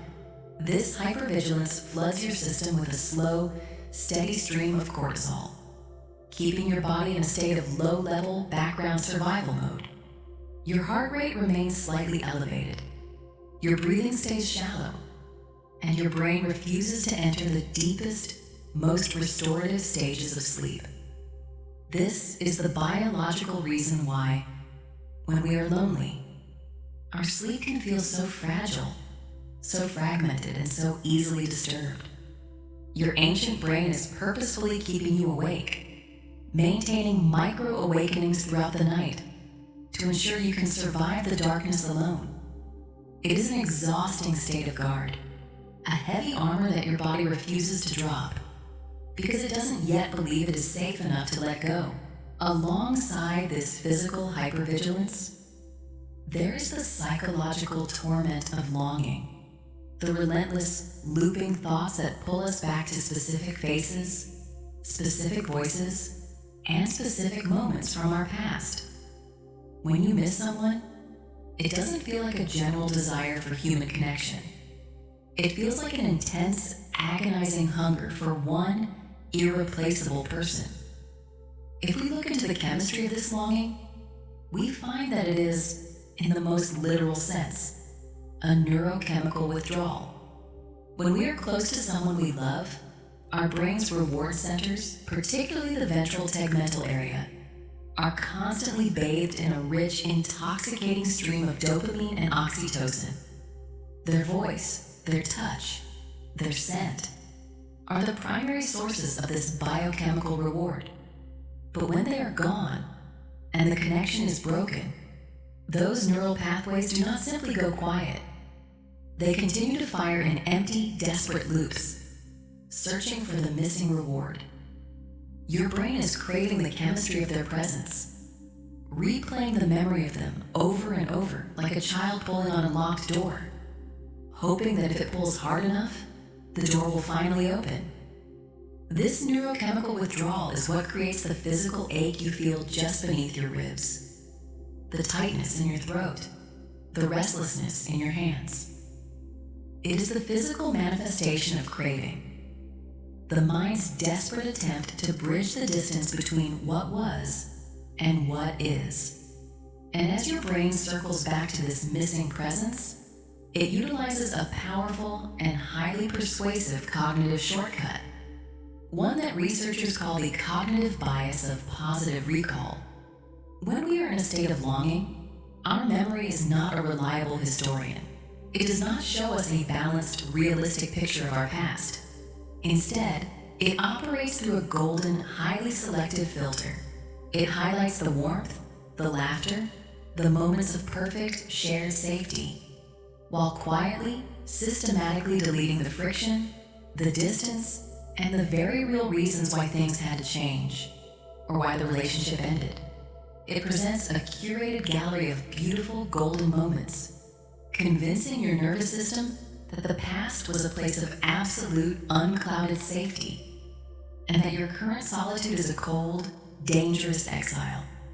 This selective memory is not a personal failure of honesty. It is simply your brain's desperate strategy to motivate you to return to the source of reward. It is trying to make the past look as beautiful as possible, so you will chase it, so you will fight for it, so you will do whatever it takes to reestablish the bond. But when you are lying awake in the dark, turning these golden memories over in your mind, it can leave you feeling deeply, painfully defeated. It can make you believe that you will never find that warmth again, that you have walked away from the only safety you were ever allowed to have. Understanding this bias is the first vital step toward finding freedom from the exhausting loop of longing.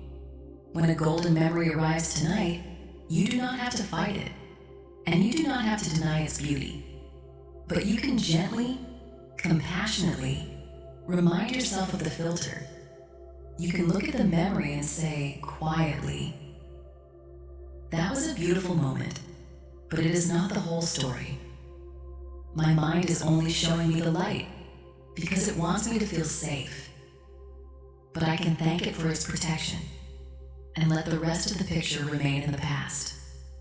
Once we begin to let go of the golden distortions of memory, we can begin to address the quiet, empty space of the present and learn the profound distinction between loneliness and solitude. In our language, we often use these two words as though they mean the same thing. But in psychology, they represent two entirely different states of the nervous system. Loneliness is the pain of feeling disconnected, the threat state of an isolated mind scanning for danger. Solitude, however, is the quiet, restorative comfort of being complete in yourself, the safety state of a mind that has agreed to be its own gentle, comforting company. When you are in a state of loneliness, the empty room is an exile. It is a danger zone where you must protect yourself, scan for criticism, and mourn the missing warmth. But when you transition into solitude, the empty room becomes a sanctuary. It becomes a protective, quiet space where you do not have to perform, do not have to protect yourself, and do not have to manage the emotional climate of another human being. It is the only space in a demanding, noisy world where your nervous system is allowed to return to its own natural baseline, undisturbed by the expectations of others. This transition from the threat state of loneliness to the safety state of solitude does not happen through logical arguments alone. It is a physical retraining of your nervous system, a slow, somatic process of learning how to co-regulate with your own body in the dark. If tonight you are carrying the heavy weight of longing in your chest, the tightness in your throat, the restlessness in your limbs, there's a simple and deeply healing somatic exercise you can try right now to physically tell your amygdala that for tonight you are safe. Let your breath slow down, just a fraction. Not with strain, but with a gentle, patient softening. Now, take your right hand and place it slowly, warmly, directly over the geometric center of your chest, right where the physical ache of longing likes to live. Notice the physical weight of your hand, the gentle, steady warmth of your skin through your clothing. If your hand feels cold, let it sit there until it warms. absorbing the heat of your own body. This simple act, placing a warm hand over your heart, is not just a symbolic gesture.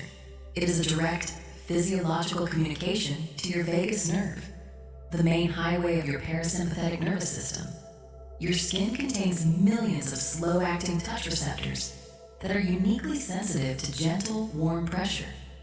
When you place your hand on your chest, these receptors send a direct signal to your brainstem, triggering a natural, localized release of oxytocin, the very same bonding hormone that is released when you are hugged by someone you trust. Your brain, reading the warm, steady pressure on your skin, begins to downregulate its threat response. The amygdala dials down its alarm, the heart rate gently drops, and the tight, protective muscles in your chest begin to soften and let go. As you lie there with your hand over your heart, feel the physical rise and fall of your chest with every breath. A slow, steady, reassuring rhythm that has been with you since the very beginning of your life. You do not need to wait for someone else to arrive to co-regulate your nervous system. In this moment, your own breathing, your own warmth, your own gentle attention can act as your baseline of safety. You can borrow steadiness from your own lungs, your own beating heart, and your own quiet decision to stay with yourself in the dark. And as the tightness in your chest begins to loosen, you can offer your body the gentle, reassuring words it has been searching for. Words that close the open loops of longing and isolation. Say silently or in a soft whisper to the empty room, "I am right here. I have myself tonight." And that is enough. The room is quiet. The world outside has gone to sleep. And for tonight, there is nothing I need to search for, nothing I need to protect, and no one I need to chase. I am safe in my own company, and I can allow myself to rest. This is the quiet, hopeful victory of solitude. The realization that the empty room is not a danger, but a protective, healing sanctuary. It is the understanding that the pain of missing someone, though real and though physical, is simply your ancient biology trying to keep you safe. A gold-filtered story written by a nervous system that forgot just for a moment how to be close to itself. But tonight, you are relearning. With every slow, warm breath, with every second your hand rests over your heart, you are retraining your expectations, building a massive, resilient pathway of earned safety. That says you are allowed to let go of the guard, drop the heavy armor, and surrender completely to the dark. You do not have to carry the weight of the past into your dreams tonight. The golden memories can wait in their quiet archives, the unanswered questions can be safely shelved, and the empty space beside you can be filled, beautifully and completely, with the steady, reassuring warmth of your own presence. For you are not alone in the dark. You are in the deepest, safest, and most practiced company of your own living body. A home that has held you since the very first day and will faithfully, reliably hold you through this night until the morning light finally returns. Let your hands go heavy now. Let your eyes close. And let your whole body soften into the absolute safety of this quiet, restorative sanctuary. Breathe in and let it go. You are safe, you are held, and you are finally home. There's a unique, almost physical weight that settles over a heart that is trying to heal in the dark. It is the quiet, heavy ache that arrives when a connection is broken, when a presence has become an absence, and when the future you had so carefully, patiently built in your mind has suddenly, completely dissolved. In the silence of the night, this absence can feel less like a concept and more like a physical injury, a hollow space in your chest that pulls at your breath, a tight gridlock in your throat, a restlessness that makes your very bones feel tired. To carry this weight can feel deeply exhausting, and yet we are often so incredibly hard on ourselves during this quiet journey. We tell ourselves that we should be over it by now, that we should be stronger, that we should be able to simply choose to let go and move on with our lives. We treat our own grief as a sign of weakness, a failure of willpower, or an emotional indulgence. But if we step away from the demands of the world and look into the quiet clinical spaces of neurobiology, we find a far more compassionate, far more hopeful truth. Your heartbreak is not a failure of willpower. It is not an overreaction, and it is not a sign of weakness. It is a profound, physical, and biological recovery from real trauma. To understand the true nature of this healing, we must look at the groundbreaking fMRI research of Dr. Helen Fisher and Dr. Ethan Kross, who studied the brains of individuals who had recently experienced severe relationship loss. When researchers placed these individuals inside an fMRI scanner and showed them a photograph of the partner who had rejected them, they observed a striking and deeply validating phenomenon. The brain did not light up in areas associated with abstract cognitive sadness. Instead, it showed intense, localized activation in two primary regions, the secondary somatosensory cortex and the dorsal anterior cingulate cortex. These are the exact same neural networks that light up when your body is registered with severe physical pain, like a broken bone, a deep cut, or a physical burn. This means that when you feel the physical ache of heartbreak tonight, your brain is not speaking in metaphors. It is registering a physical injury. In the language of your nervous system, there is no difference between a broken bone and a broken bond. Both are registered as a threat to your physical integrity, a traumatic tear in the fabric of your survival. When you can see your grief through this lens, you can begin to offer yourself the radical, profound compassion you so deeply deserve. You would never look at someone with a freshly broken leg and tell them they should be running. You would never tell them to simply use their willpower to make the bone knit back together. You would understand that healing takes time, that it is a quiet, cellular process that cannot be rushed.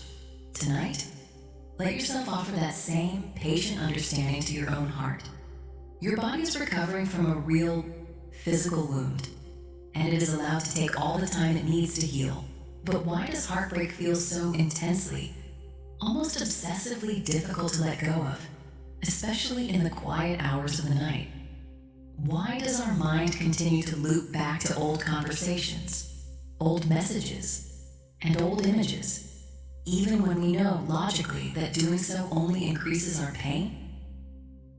To find the answer, we must look at the biochemistry of loss. In Dr. Helen Fisher's research, she discovered that the brains of those experiencing heartbreak show a pattern of activation that is remarkably almost identical to those experiencing withdrawal from a deep physical dependency. When we are in a close, loving relationship, our partner is not just a person. They are the primary source of our brain's biochemical rewards. Their touch, their voice, their laugh trigger a reliable daily release of dopamine and oxytocin inside our brainstem. But when the relationship ends and the connection is broken, the brain experiences a sudden, massive neurochemical crash. The ventral tegmental area, the ancient, powerful reward center of your brain, remains highly active, sending out frantic, high-voltage signals of wanting, craving, and searching. It is the neurological equivalent of physical withdrawal. Your brain is craving the chemistry of their presence, and in its panic, it loops back to the memory of them over and over, trying to find a way to re-establish the connection and soothe the chemical ache. Every single time you check their social media, read an old message, or look at a photograph of them, you're giving your brain a microscopic, high-voltage dose of that dopamine. But just like physical withdrawal, this temporary spike is immediately followed by a deeper, more agonizing crash. It keeps the neural pathways active, keeps the wound open, and prevents the alarm system from ever fully standing down. When you understand this chemistry, you can begin to see that the urge to check, the urge to reach out, is not a sign that you are meant to be together. And it is not a sign that you cannot live without them. It is simply a chemical craving, a frantic signal from an ancient reward center trying to soothe its own withdrawal. Tonight, you can choose to step off the wheel. You can look at the urge to check with profound compassion and say, quietly, that is just my dopamine receptors craving a dose of the past. But I do not have to feed the loop. I can let the chemical wave rise and let it fall without acting on it, and allow my nervous system to begin its real healing. The somatic impact of this neurochemical crash is not just confined to the brain. It is deeply, physically felt in the heart itself. In the medical world, there's a fascinating and deeply moving diagnosis known as Takotsubo cardiomyopathy, commonly called broken heart syndrome. During a sudden acute emotional shock, such as the sudden ending of a relationship or the loss of a loved one, the body can release a massive, overwhelming surge of adrenaline and stress hormones. This chemical tidal wave can physically stun the muscle cells of the heart's left ventricle, causing it to temporarily balloon out and change its shape, mimicking the symptoms of a real heart attack. While the heart eventually heals and returns to its natural shape in most cases, this biological reality proves how deeply our relational narratives are anchored in our physical flesh. Your heart is not just a metaphor. It is a living, breathing organ that absorbs the impact of your emotional losses. The physical heaviness you feel in your chest, the sensation of a tight band wrapping around your ribs, is your heart and your nervous system physically carrying the weight of the change. It is a somatic burden that requires real, patient, physical rest. Your body has absorbed a massive shock, and tonight it is allowed to let down its guard, soften its muscles, and let the heart rest in its own safe, unhurried rhythm. So how do we begin the true, lasting process of letting go? If willpower is not enough, and if the chemistry is so powerfully aligned against us, how does a human being actually heal from loss? The answer lies in the beautiful, quiet science of neuroplasticity and synaptic pruning. When you are in a relationship, your brain builds vast, complex neural highways, dense networks of synapses, where that person is stored as your baseline of safety, survival, and reward. Every daily routine, every shared joke, every future plan is physically carved into the neural pathways of your prefrontal cortex and amygdala. When the connection ends, letting go is not about forcing yourself to forget them. It is about the quiet, patient work of biological restructuring. Because those old neural highways are no longer being used, your brain initiates a natural process known as synaptic pruning. It slowly, systematically disassembles the old inactive pathways, reclaiming that mental energy and slowly rerouting it back to you. This pruning is not a fast process. It is a slow, quiet, cellular work that happens mostly while you sleep. Every single night you choose not to check. Every single night you allow yourself to rest in your own quiet presence. Your brain is quietly disassembling the past and building a new, resilient baseline of safety inside your own mind.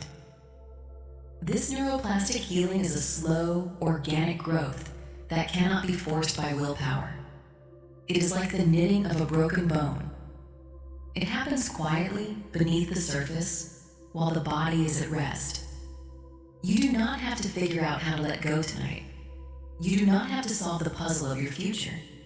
And you do not have to heal the entire wound before your eyes close. Your only job tonight is to provide the quiet, safe environment that your nervous system needs to do its natural healing work. You simply have to rest and let the cells do the rest. To help your body transition into this restorative neuroplastic state, we can practice a simple and deeply healing somatic exercise known as somatic containment. If tonight your body is feeling the protective gridlock of grief, the tightness in your throat, the hollow pull in your chest, let your breath slow down. Just a fraction, letting the exhalations become longer, softer, and more complete than the inhalations. Now, take both of your arms and cross them gently over your chest, wrapping your hands around your opposite shoulders in a warm, comforting self-hug. Squeeze your shoulders gently, feeling the physical boundaries of your own body, the solid, reassuring limits of your skin. If it feels comfortable, you can begin to practice a very slow, alternating tap, tapping your left hand on your right shoulder and then your right hand on your left shoulder in a slow, rhythmic, bilateral pattern. This slow, bilateral tapping is a powerful clinical technique used to stimulate the parasympathetic nervous system and down-regulate acute emotional trauma. The alternating pressure on your skin sends a direct, reassuring signal to both hemispheres of your brain, telling your amygdala that in this very moment, there is no danger. The threat has passed. The world outside is quiet, and your body is fully contained, safe, and protected within its own boundaries. As you continue this slow, gentle tapping, feel the physical boundaries of your body as a safe container. The person you lost was once your source of safety, but they did not take your capacity for safety with them. The warmth, the comfort, the deep, healing peace you are searching for is still fully alive inside your own physical flesh. It is in the steady beat of your heart, the rise and fall of your chest, the warm, solid pressure of your own hands on your shoulders. You are your own sanctuary, your own baseline of safety, and you are fully capable of holding your own grief, holding your own body, and carrying yourself through this night. Let your hands slide down now, resting heavy and warm by your side, or soft on your stomach. Offer your nervous system the gentle, reassuring words it has been searching for. Words that close the open, painful loops of the past. Say silently to your own heart, "The story has ended, and I can let it go. I do not have to carry the weight of yesterday into my dreams tonight. My heart has absorbed the shock. My body is doing its quiet, healing work. And for tonight, I am safe. I am whole, and I am allowed to rest." This is the quiet, beautiful truth of letting go. The realization that healing is not an act of force, but an act of surrender. It is the understanding that your brain knows exactly how to knit itself back together. Given enough safety, enough patience, and enough rest, you do not have to carry the broken pieces of your past into your sleep tonight. The neural pathways will prune, the stress hormones will clear, and the heart will slowly, reliably find its way back to its natural, steady baseline of peace. Let your shoulders sink a fraction deeper into the mattress now. Let the room go completely quiet, and let the darkness wrap you in its patient, healing safety. You have run your race for today. You have carried the weight with immense, quiet courage. And now, you have earned the right to go quiet. The past is safely closed. The future does not require your attention tonight, and this very moment is completely safe, peaceful, and yours. Breathe in and let it go. You are healing. You are safe. And tonight, we rest.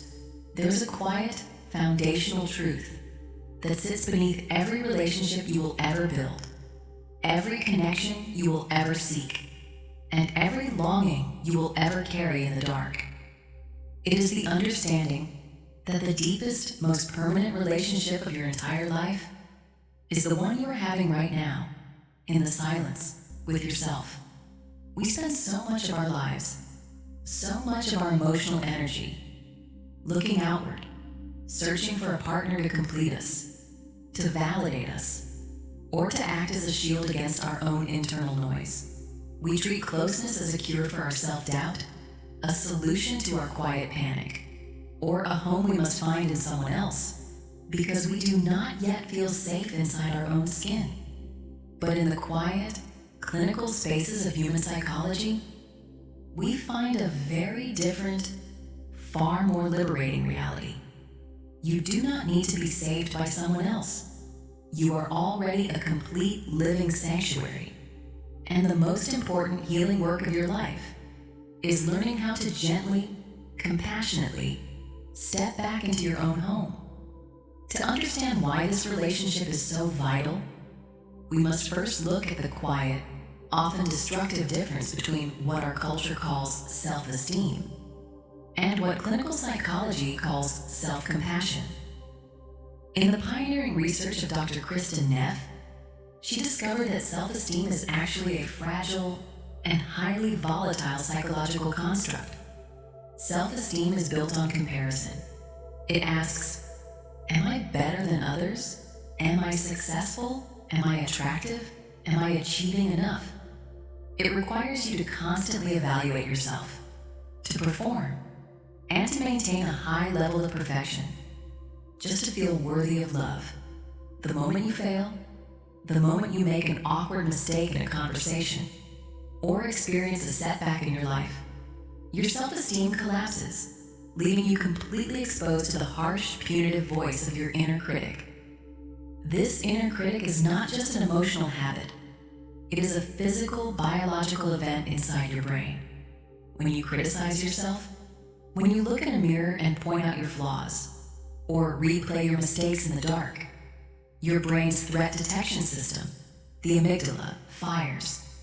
It processes your own self-criticism as an active threat, releasing cortisol and adrenaline into your bloodstream. Your heart rate rises, your breathing becomes shallow, and your body enters a state of chronic low-level hypervigilance. You are literally attacking yourself. Your own mind is acting as the predator, and your body is absorbing the biological impact of that assault, keeping you tense, anxious, and unable to rest. But Dr. Neff's research has shown that self-compassion is the direct biological cure for this internal warfare. Self-compassion is not about feeling good about yourself. It is about how you relate to yourself when you fail, when you are suffering, or when you feel inadequate. It is built on three massive, resilient pillars: self-kindness, common humanity, and mindfulness.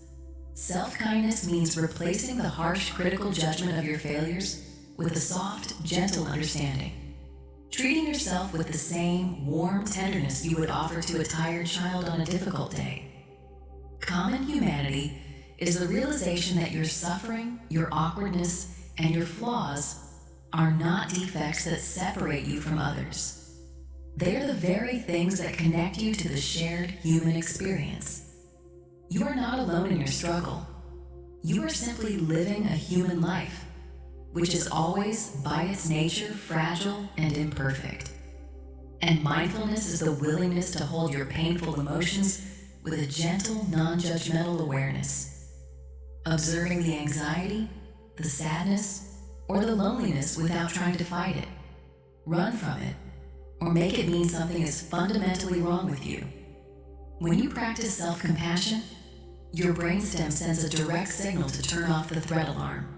Your heart rate normalizes, your blood pressure drops, and your parasympathetic nervous system governing rest and digest healing is activated, allowing your physical body to finally let go of its heavy defensive armor and rest in its own safe company.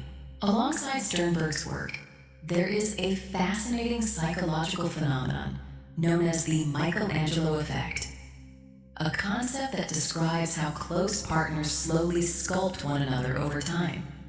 Just as the great artist looked at a block of rough marble and claimed his only job was to release the ideal figure trapped inside, a long-term partner has a profound, quiet influence on who you become. In a safe, committed relationship, your partner does not try to change you into their ideal. Instead, through consistent warmth, encouragement, and understanding, they quietly support you in moving closer to your own ideal self. They notice your softest, quietest potentials, the ones you might hide from the rest of the world out of fear of judgment, and they gently invite them into the light. This sculpting happens in thousands of microscopic daily interactions.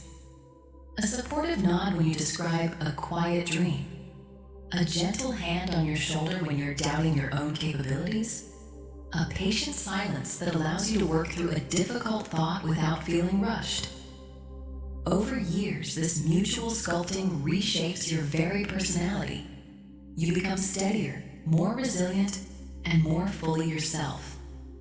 Not despite the relationship, but because of the safety it provides. It is the quiet realization that long-term love is not a restriction of growth, but the very soil that makes growth possible. One of the most extraordinary discoveries in modern neuropsychology reveals what happens when two people inhabit this companionate, mutually sculpted space for years. They begin to experience neural synchrony. When researchers scan the brains of long-term couples while they are engaged in conversation or simply sitting together in silence, they observe a striking phenomenon. Their brainwave patterns, heart rates, and even respiratory rhythms begin to mirror and align with one another. They are no longer operating as two entirely separate biological islands. Through thousands of shared meals, shared silences, and shared worries, their nervous systems have quietly calibrated to one another. This neural synchrony is the biological underlay of what we call co-regulation. When you are stressed, anxious, or overwhelmed, simply being near a safe, familiar partner can physically downregulate your nervous system. Their slow, steady breathing acts as a natural metronome, gently pulling your racing heart rate back to a calm, healthy rhythm. Their natural, familiar scent triggers a quiet release of oxytocin in your brain, lowering your cortisol levels and telling your amygdala that the threat has passed. This is why, after a long, exhausting day in a chaotic world, sitting next to your partner on a quiet couch can feel like a physical sigh of relief. You aren't just resting. Your nervous systems are actively healing and restoring each other in the dark. This co-regulation doesn't stop when you fall asleep. In fact, some of the most profound biological synchrony occurs during sleep state synchrony, when long-term partners sleep beside each other night after night. Researchers studying sleep patterns in couples have found that their sleep stages begin to synchronize, falling into deep, slow-wave sleep and REM cycles at almost the exact same moments throughout the night. When you lie asleep beside someone who has become your baseline of safety, your subconscious mind lets go of its last guarded layers of hypervigilance. Your brain knows, on a cellular level, that you do not have to monitor the room for threat, because a trusted, familiar nervous system is resting right beside you. Your delta waves, the slow, healing brainwaves of deep sleep, begin to pulse in a quiet, harmonized rhythm, facilitating physical repair, memory consolidation, and emotional processing. It is as though your two minds are quietly tidying the rooms of today's experiences together, in a silent, nocturnal agreement that requires no words at all.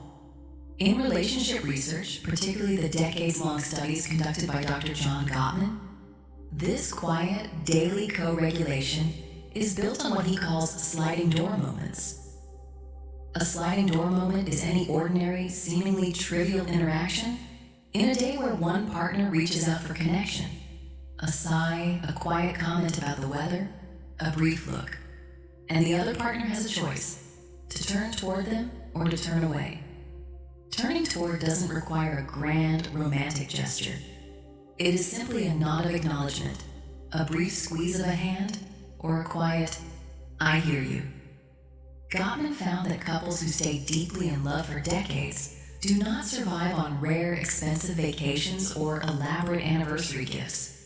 They survive because, in the small, ordinary textures of daily life, they consistently choose to turn toward each other. Each time you turn toward your partner's quiet bid for connection, you deposit a small coin of trust into what Gottman calls the emotional bank account. Over years, this account builds a massive reserve of safety. It creates a psychological buffer so strong that when the inevitable storms of life arrive, grief, illness, financial stress, the relationship doesn't fracture. It has too much stored security to be broken by a single difficult season. By returning to this calm, powerful self, you can begin to build what clinical psychologists call earned secure attachment with yourself.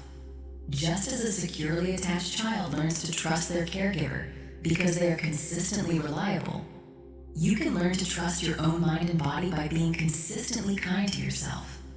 This earned secure attachment is built over thousands of small, daily moments of self-validation.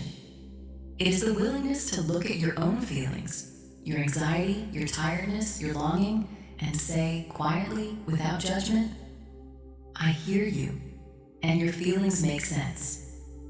You are no longer looking for someone else to tell you that you are allowed to feel what you feel. You are providing that safety for yourself.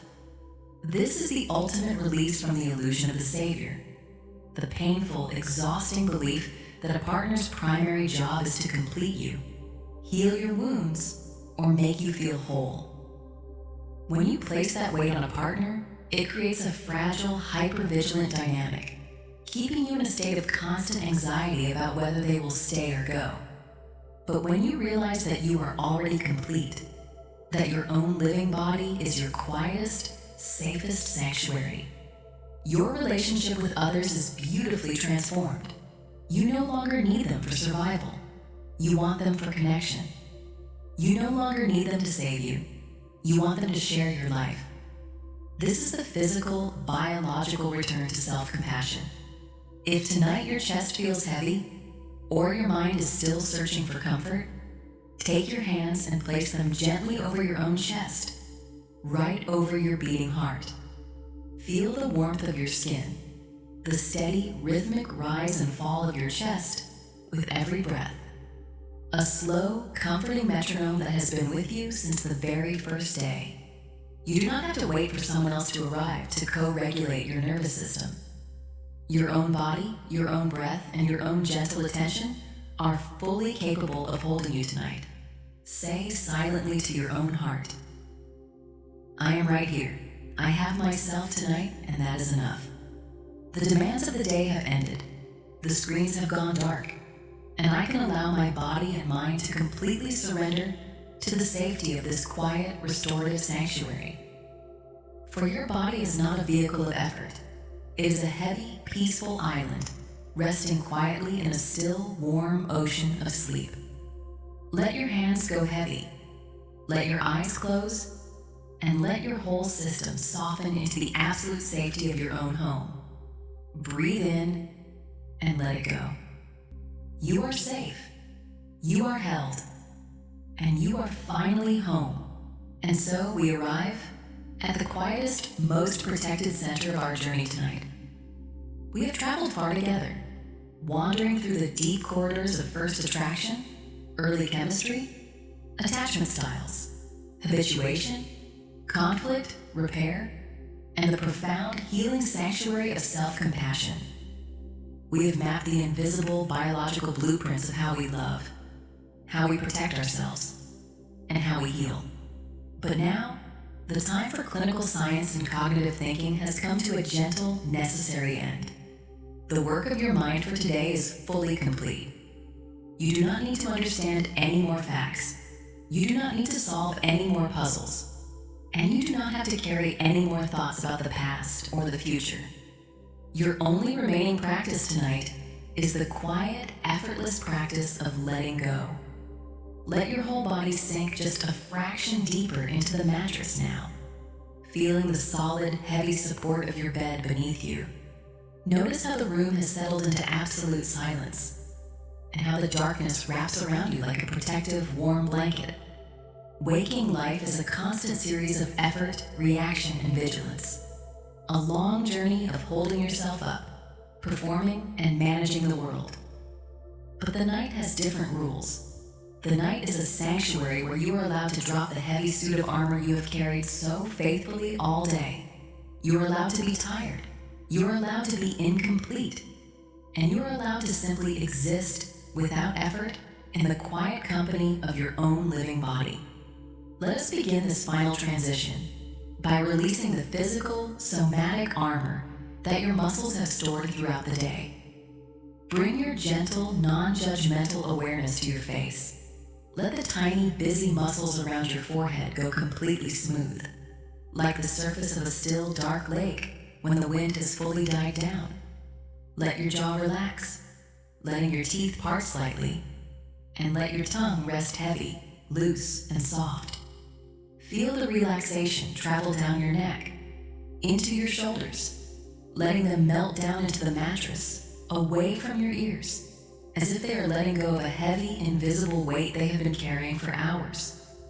Let that warm wave of release travel down your arms, relaxing your biceps, your forearms, and your wrists. Letting your hands go completely heavy and soft, wherever they are resting. Your fingers do not have to reach for anything tonight.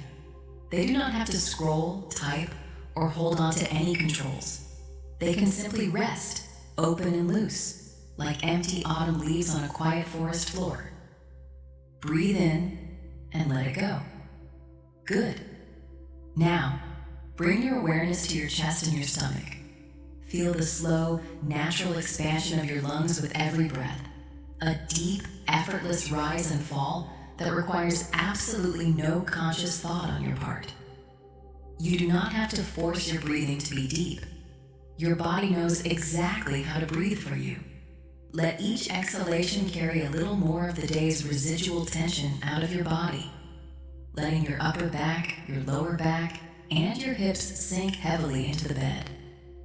Feel that relaxation travel down your legs, softening your thighs, your knees, your calves, and all the way down to your ankles and the tips of your toes. Your physical body is no longer a vehicle of effort or movement. It is a heavy, peaceful island, resting quietly in a still, warm ocean of deep, restorative rest. As your physical body settles into this heavy, comfortable stillness, let your mind tune into the natural, rhythmic ebb and flow of your breathing. Think of your breath as a slow, gentle ocean wave, lapping against a dark, silent shore under a silver crescent moon. Every inhalation is the wave quietly rolling in, bringing fresh, cool, healing energy into your lungs. And every exhalation is the wave slowly, patiently rolling back out, carrying away the residual worries, the tight anxieties, and the silent, grinding noise of the day's events. Feel the rise and the fall, the coming in and the letting go, in and out, in a timeless, natural rhythm that requires absolutely nothing from you. To fully surrender to the night, we must practice the gentle art of closing the book of today. Every single day of our lives is like a chapter in a massive, ongoing book. It is filled with paragraphs of effort, sentences of conversation, and punctuation marks of worry. But when the night arrives, the chapter is finished. You do not need to keep reading the same pages over and over in your mind. You do not need to edit the sentences or rewrite the outcomes of what was said and done. The book can be safely closed. Picture yourself in the quiet library of your own mind, gently closing the heavy, leather-bound book of today. Feel the satisfying, solid weight of the cover as it meets the pages, sealing the chapter shut. You can place the book gently on a shelf, knowing that it is safe, that the story is secure, and that you do not have to read another word of it tonight. You have run your race for today. You have carried the weight with immense, quiet courage. And now the chapter is complete. Tomorrow will bring its own light, its own energy, and its own answers. But tonight, your only responsibility is to allow the pages to rest in the dark. With the book closed, your mind is finally allowed to let go of its last guarded layers of hypervigilance. Your prefrontal cortex, the part of your brain that is always planning, analyzing, and protecting, finally stands down. It delegates the work of living to your autonomous systems, trusting your heart to keep beating, your lungs to keep breathing, and your cells to initiate their deep, natural processes of repair and healing. You do not have to hold yourself together tonight. You do not have to manage your safety. because the quiet sanctuary of the familiar has taken over. You are safe, you are held, and you are finally allowed to go quiet. And now, my friend, let us lead your mind down Jacob's ladder of consciousness, from the busy, logical frequencies of the day into the deep, slow waves of the night. During the day, your brain operated in beta waves, a fast, high-voltage pattern of active focus and logic. But as you lie here in the dark, your brainwaves have already slowed down into the alpha state, a calm, reflective frequency of physical relaxation and creative drifting. As you sink deeper, you enter the theta state, the mystical, twilight landscape of the hypnagogic realm, where vivid sensory details arise, logical thoughts dissolve, and you float gently between waking and sleeping. And finally, as your eyes go heavy and the last thoughts fade, your brain enters delta waves.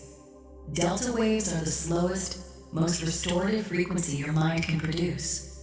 A deep, silent ocean of slow wave sleep, where your body performs its most vital work of physical repair, immune regeneration, and deep psychological integration. Silence is the biological gateway to this delta sanctuary. By shutting out the noise of the world, you are physically allowing your mind to sink into this healing, restorative ocean. Your heart rate drops, your blood vessels dilate, and your vagus nerve sends a continuous signal of absolute safety throughout your entire somatic body. You are not just sleeping, you are healing at the deepest cellular level. Say silently to your own heart, I am right here. I have myself tonight, and that is enough. The story of today is complete. The loops are closed, and I can let the silence take over. Feel the physical rise and fall of your chest one last time. A slow, comforting rhythm that says, you are alive, you are safe, and you are held. Let your hands go heavy. Let your eyelids soften. And let your whole system dissolve into the quiet, warm darkness of the night. The stars are shining quietly above. The moon is casting its gentle, blue-white light over the water. And the universe is keeping its silent, faithful watch over your rest. You do not have to search for anything more. You do not have to protect anything more. And you do not have to hold on to anything. You are home. Breathe in and let it go. You are safe, you are held, and tonight, we rest. Good night, my friend. Good night.